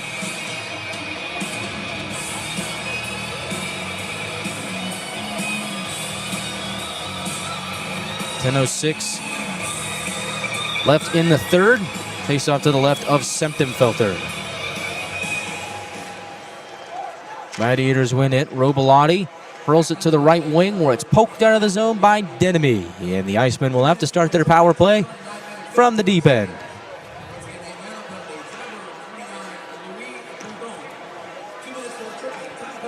Quartet out there on the PK for Atlanta. Cipolone, Denemy, Conroy, and Robilotti. 2 forwards and 2 defensemen. In comes Crane on the right wing. Tries to shoot, blocked by Conroy, who dove for that puck. Denemy takes it in on the far wing. Scrambles into the attacking zone. Has it whacked off of his stick, but does shave off some time. 124 and counting left on the penalty to Boudon. Crane from the right point. Catapults it around to the left wing. It's over-skated by an Iceman. And Jacksonville forced to climb back into their own zone to start their next attack. Saprika at the left point has it. Crossy goes to Brown. Gains some space, goes in front, looks for a tip in front from MacArthur. Gladiators break it up and send it back down to Ratzlaff for a clear. Gladiators get a fresh 4 on. Young, Burns, Nychuk, and Mateer. Still 2 forwards and 2 defensemen for Atlanta. Bykov tries to come in, poked away by the Gladiators. Tenacious there from Young. Creates a turnover. Young on the left wing. Barrels towards the net. Backhand try. Shut down by the right pad of Ratzlaff.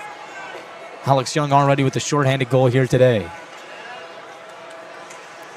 Duhart tries to gain the attacking zone. Stymied again by the Gladiators. This time it's Nychuk. A go up ice. He has a shorthanded goal this year. Looking for Boudon out in front. It is stopped by Ratzlaff. And sorry, that was Nolan, not Boudon. Although the way Louis has been playing here today, it was a pretty good guess on my part, I'd like to say. Ryan Nolan, though, was the man out in front. Scardino with the steal. Pelts it down for another Gladiators clear. And we are back to even strength. Boudon out of the box. And silly me, I should have known Boudon was in the box. Couldn't have been him. Coffey gains the attacking zone. He is stood up by Boudon, fresh out. Takes it in on the right wing. Gains the red line. And now Iceman blue. Trying to throw it to the near corner for Francis. Iceman get in front of it. 7:35 left in the third. Cross ice feed, flagged down by Coffey. Locates a man in the corner. They'll play it up high. Dunkley a shot over the goal. Karam's off the end wall. Gladiators are able to punch it away. Francis gets it to the line, but it's held in by Dunkley. They'll serve it down low. Bodies collide. Carson gets a piece of Conroy. Centering feed broken up by the Glads. At the line, they'll hold. Tap it down low to Carson. Behind the pack pass. Gets its way to the high slot for Dunkley. Left circle shot blocked by Robilotti. Another try goes to the near corner. At the line, Dunkley holds, shoots, blocked again by Robilotti. Rebound to Dunkley. Delayed penalty here, and it is called. We got another to serve out. 6:50 left in the third. It's going on Jacksonville. Atlanta to the power play when we come back with 6:50 left in the third.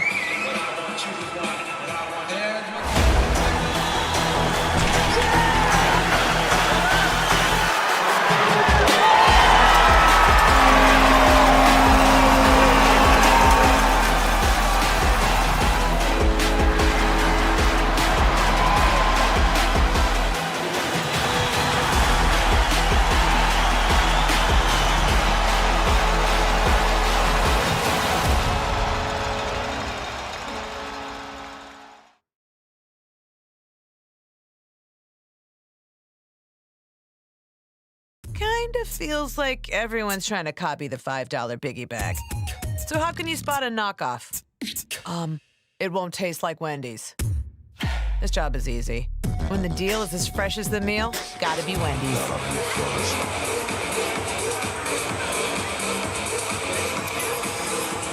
Gladiators to the power play. Already got one here today on the man advantage. 1 on 4 on 4. And another shorthanded.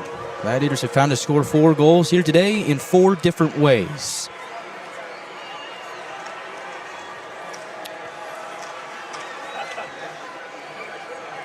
Jacksonville able to force the puck back down to Atlanta ice. Gladiators will start from the back end.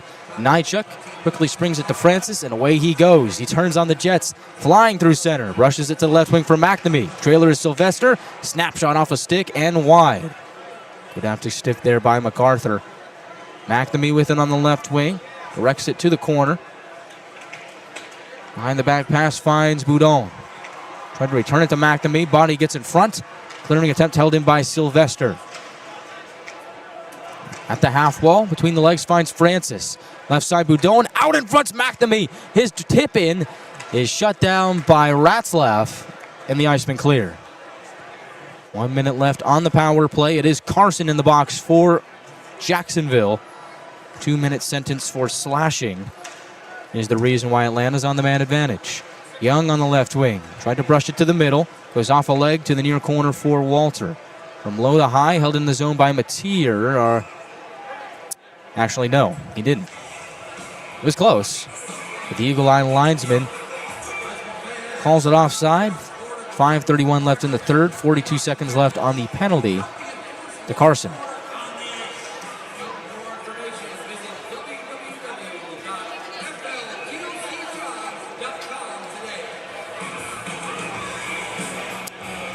Face off on the near circle to the left of Semtenfelter. It is won by the Icemen. Does escape the zone. They try and bang it back in. Spets has it stolen away by Lind. A nifty move there to lift the stick and get the puck back. 30 seconds left on this Gladiator power play. Walter into the attacking zone, finds Cipollone. Drops it off to Young, cross-ice feed, shot by Lind, off a stick and out of play. It's been a good game here today for Kalen Lind. Still looking for that first goal, but it'll come.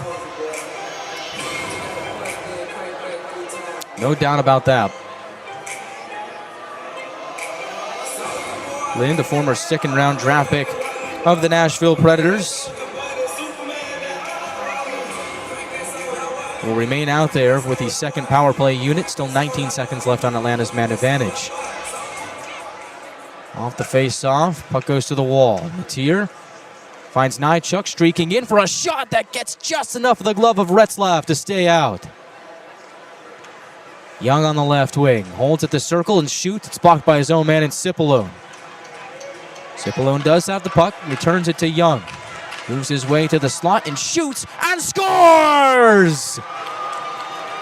5-2 Atlanta, they're up by 3 with 4:46 left in the third. Alex Young's got his second, and Atlanta might have just put the dagger in the side of the Icemen. Thought that might have gotten tipped in front. Lind was there, but Young, the first one to the bench. Looks like it's going to be his second of the night and his 5th of the season. It's another multi-goal game for Alex Young. That's becoming a theme for him this season.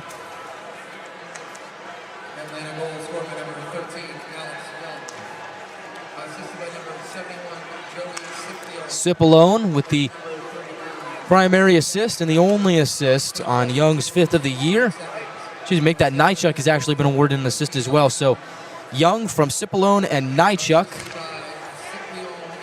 4:45 left in the third period. He's made it a 3-goal Gladiator lead, and the power play had expired, so it's not a power play goal, but goal is a goal, and the Gladiators have 5 of them here today. And fans are headed for the exits here in Jacksonville.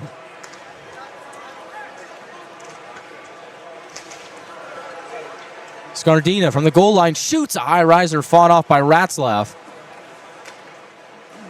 Scardina again knifing his way to the slot. Leaves it for Conroy at the line. Ryan Conroy holds, sidesteps, delivers to Robilotti. Down low has Scardina below the left circle. Back to Robilotti, bouncing puck, simmered down. No one has it at the right point. To the left, it's Conroy. High point shot. Away from the glove of Retzlaff to the end wall. Let's try and stuff it in. Scardino is there, but Retzlaff able to snatch it and freeze with 3:27 left in the third. Timeout on the ice. We'll take one as well. Our last of the night. Glads will breathe easy. 3-goal lead. 5-2 Atlanta lead. We'll look to close this one out when we come back to Jacksonville after this.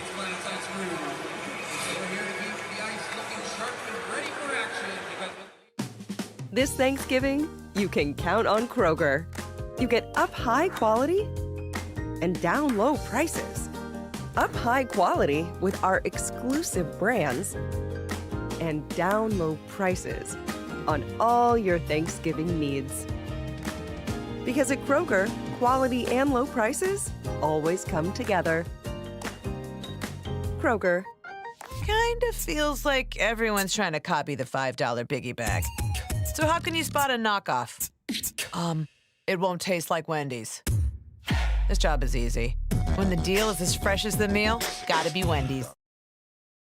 Fans headed for the exits here at VyStar Veterans Memorial Arena as the Gladiators are 3 minutes and 27 seconds away from spoiling the party here in Jacksonville. Icemen's home opener. They waited a long time for it. November 7th is the date, but 5 goals from the Gladiators here today as the Icemen down by 3. Fans not too optimistic, trying to beat the traffic out. Cipollone out in front. Make that McNamee as Conroy from the right wing spins away from pressure, forced out to the neutral zone. Moving with Robilotti, will keep possession of the puck and deliver to the neutral zone for Walter. Off his stick it goes, Denemy cross ice for McNamee. From the right wing he delays, holds up, tries to put it to the middle, goes off a stick where Jacksonville will pick it up. MacArthur to Spets moving in. Spets to the end wall, Nychuk defending him, keeps him to the outside. Atlanta able to kick it out to center. 2:35 to go. Spets feed to the middle, broken up again by Atlanta. Denemy, long pass, on time for Francis, closed in on by Saprika, but he keeps the puck. Francis able to sidestep, feeds to the middle, Sylvester bursting in, can't shoot, Nychuk, left point, tries to take a shot, batted out of the air by the glove of Sylvester, played by Jacksonville, and the clock continues to roll. Puck comes to Semptenfelter, scoots it over to the near wall, Sylvester is there with Boudon. And now behind the plate, we've got a bit of a scuffle. Nychuk and Carson on the near side half wall. Gloves are off, and away they go. Nychuk wrapped up with Carson. And Nychuk sent to the ground, and Carson gets a couple of shots in. Not a whole lot going on there in terms of punches. A bit more of a shove match, if anything, but Jacksonville certainly very frustrated with the way the night's gone.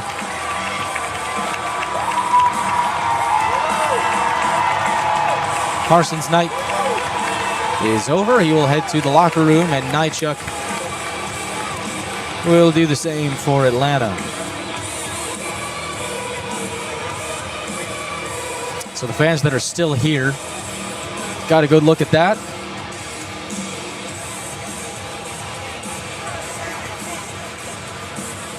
And yeah, just a whole lot of grabbing, not really any punches, if any, thrown. And ooh, it looks like Carson tried to take a couple shots on Nychuk while he was down. I think that's the reason for the discussion here. Cody Sylvester trying to argue the case for his teammate. Talking to the 2 referees here today, Kunto and Corbett. We'll see if there's any supplementary discipline awarded here after the night is over for that, because that's... I mean, even TJ Semptenfelter's arguing with the linesman here saying, listen, like, we're all for a good fight, but you don't want to punch a man while he's down. Hopefully Nychuk's all right. Went to the locker room because the 5-minute power play would, or excuse me, the 5-minute penalty would keep him in the box for the remainder of regulation anyway, so you might as well just hit the showers. So it's 5 for fighting on either side. We stay 5-on-5 on the ice.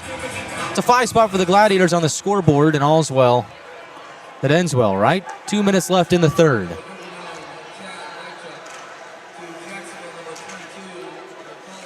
On the far side wall, Jacksonville trying to keep the play in. They do. Put it towards the net. It's blocked by Jarvis. Held in at the left side. But not for long. Swing and a miss at the left point by Jordan. Lind on the forecheck has the puck. Tries to knife his way towards the net. Jacksonville takes it, goes up ice. Cross-ice feed broken up by Lind, and so he's got the puck back. At the right point, Brown keeps it in, puts a shot on goal, steered away by Semptimfelter. Whistle blows as he snatches a loose puck with 1:16 to go.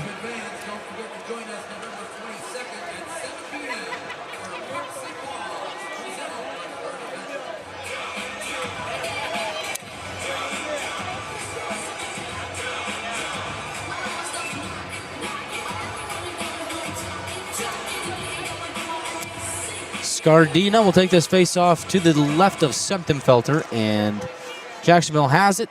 Hardy tries to snap a shot on goal. He does have a goal today, but ends up getting blocked. Puck goes to the near side wall where Conroy will gather. Conroy to the neutral zone, just floats one to the left wing in open space. Burns can't speed into it. We're into the final minute of the third period. Jacksonville ices the puck, and so we'll have to wait a little bit longer. See another face-up down near Ratzlaff. And the shot count reached 24-21 in favor of the Gladiators. Not a high shot count by any means on either side here tonight, but you got to give the Gladiators credit. They have scored on their chances here today. And Jacksonville, a team that has had scoring woes so far to start the season, and that trend continues. See the Icemen next Saturday night right back here at VyStar Veterans Memorial Arena.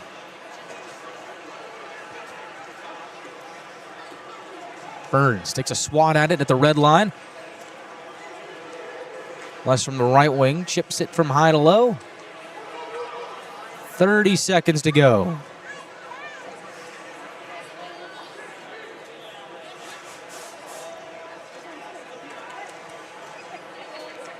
Jacksonville just playing catch with it in their own end. Now they slide it to the neutral zone. 15 seconds on the clock. Les has it for Atlanta. Drives it around the boards to the neutral zone. Burns gets a touch. Dump in by Nolan.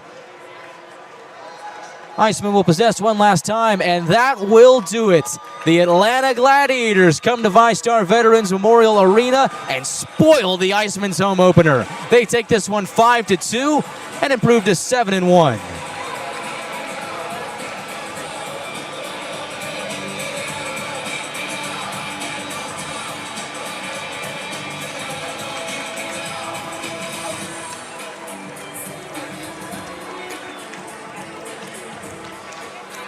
TJ Semptimfelter stops 19 of 21 and remains perfect in his Gladiators career. 4-0 for Semptimfelter, 7-1 for the Gladiators. They take this one 5-2.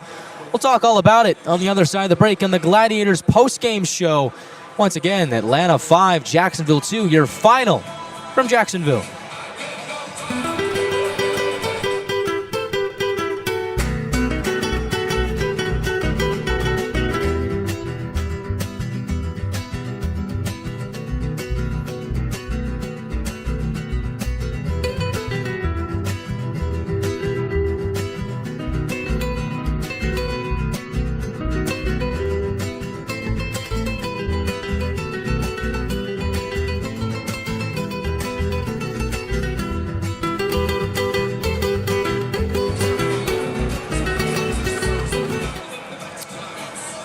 The Gladiators spoil the party here in Jacksonville. Right off the bank of the St. Johns River is VyStar Veterans Memorial Arena. These Icemen fans had waited a long time to see their team back in action in this arena.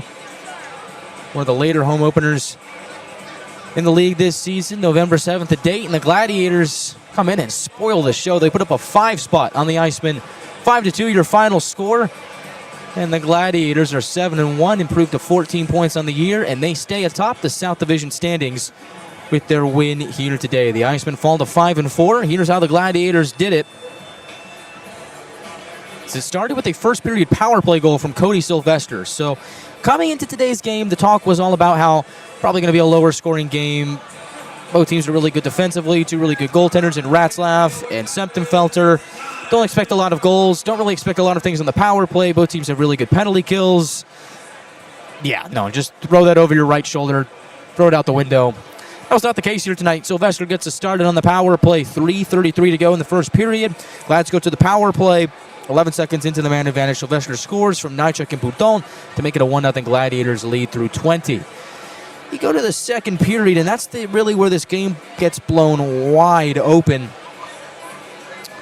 Gladiators got themselves in some penalty trouble. The Icemen did as well. We get to a point where it's a 4-on-3 power play for Jacksonville, and the Icemen score. Similarly to the way that Sylvester scored, just mirrored on opposite sides of the ice in the same zone, and the Icemen are able to move it over to the top of the left circle for Christopher Brown, who fires in his 4th goal of the season to make it a 1-1 tie. But hold on, we weren't in that position for very long. In fact, it was only 17 seconds that we were tied at 1, because after that, Gladiators go up the ice on a 4-on-4. Louis Boudon takes in a pass from Ryan Francis, bangs it off the post and in. You can hear that one from up here. Usually when you hear it, it's not a good sign, doesn't go in, but this time it's a doink off the pipe and into the twine. Gladiators lead 2-1, but 2 minutes and 3 seconds afterwards, the Icemen come roaring back on the power play again. They find Hardy in open space at the left point.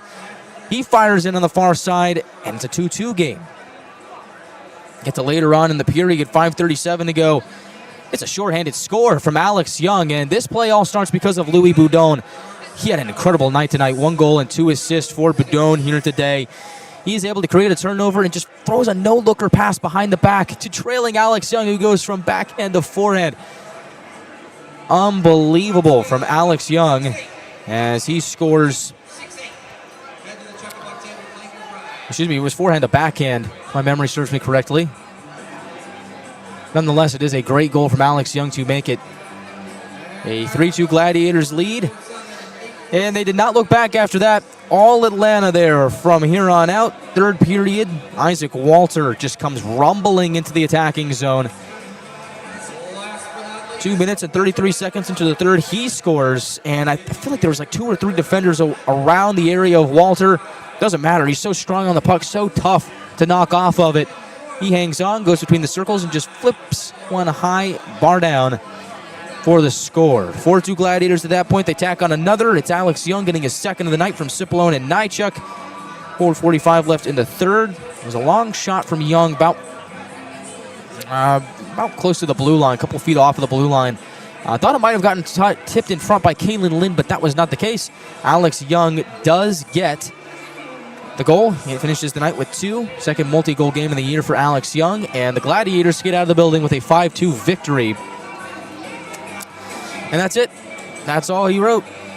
Gladiators win it 5-2. TJ Septenfelter stops 19 of 21. And the Gladiators head into tomorrow's game against Savannah with a good bounce-back win. You think about what the Gladiators did on Wednesday. 3-1 loss. Not a lot going offensively for Atlanta. So what do? They shake it up. Shake up the lines. Power play looked refreshed here today. 5-on-5, the Gladiators looked refreshed. They looked tenacious. They looked hungry for a win. And they got it. And so it feels like heading into tomorrow, in which last game we saw against the Savannah Ghost Pirates was a bit of a high-scoring affair. Feels like the Gladiators really have it figured out offensively and defensively with a 5-2 win here today in Jacksonville. So looking forward to tomorrow night's game in Savannah. You can catch that right here on our YouTube channel or on Flow Sports. We'll have it all for you. Once again, 7 o'clock puck drop, so called a 6:40 pregame show, and we'll see you there on the Gladiators Broadcast Network. It's been a fun game. Shout out to our YouTube live chat. Seems like every time you guys predicted something, it came true. So hope to see you all back here tomorrow as we take on Savannah. And tomorrow will be the first time the Gladiators have seen an opponent for the 2nd time this season since they saw Utah in back-to-back games on October 18th and 19th. So it will be interesting. And that game against Savannah did get scrappy towards the end. So much like we saw here, a lot of physical play. We'll see the Icemen again next Saturday right here in this building. I'm looking forward to seeing the Ghost Pirates and what could be a high-scoring affair, but it also could end up being a bit of a grudge match. A lot of scrappiness involved as well. Should be a lot of fun, so make sure to tune in. Once again, 6:40 pregame show, 7 o'clock puck drop right here on the Gladiators Broadcast Network. The Gladiators on the power play go 1 for 3. They break the drought, and they go 3 for 5 on the penalty kill, and they do just enough. Get a shorthanded goal and a win to boot. Atlanta is 7-1. Jacksonville falls to 5-4. We'll see Savannah tomorrow, and that'll do it for this presentation of the ECHL. Once again, your final score, Atlanta 5, Jacksonville 2. I'm Guy Chiarenza saying good night and so long, and we'll see you back again in End Market Arena in Savannah tomorrow night.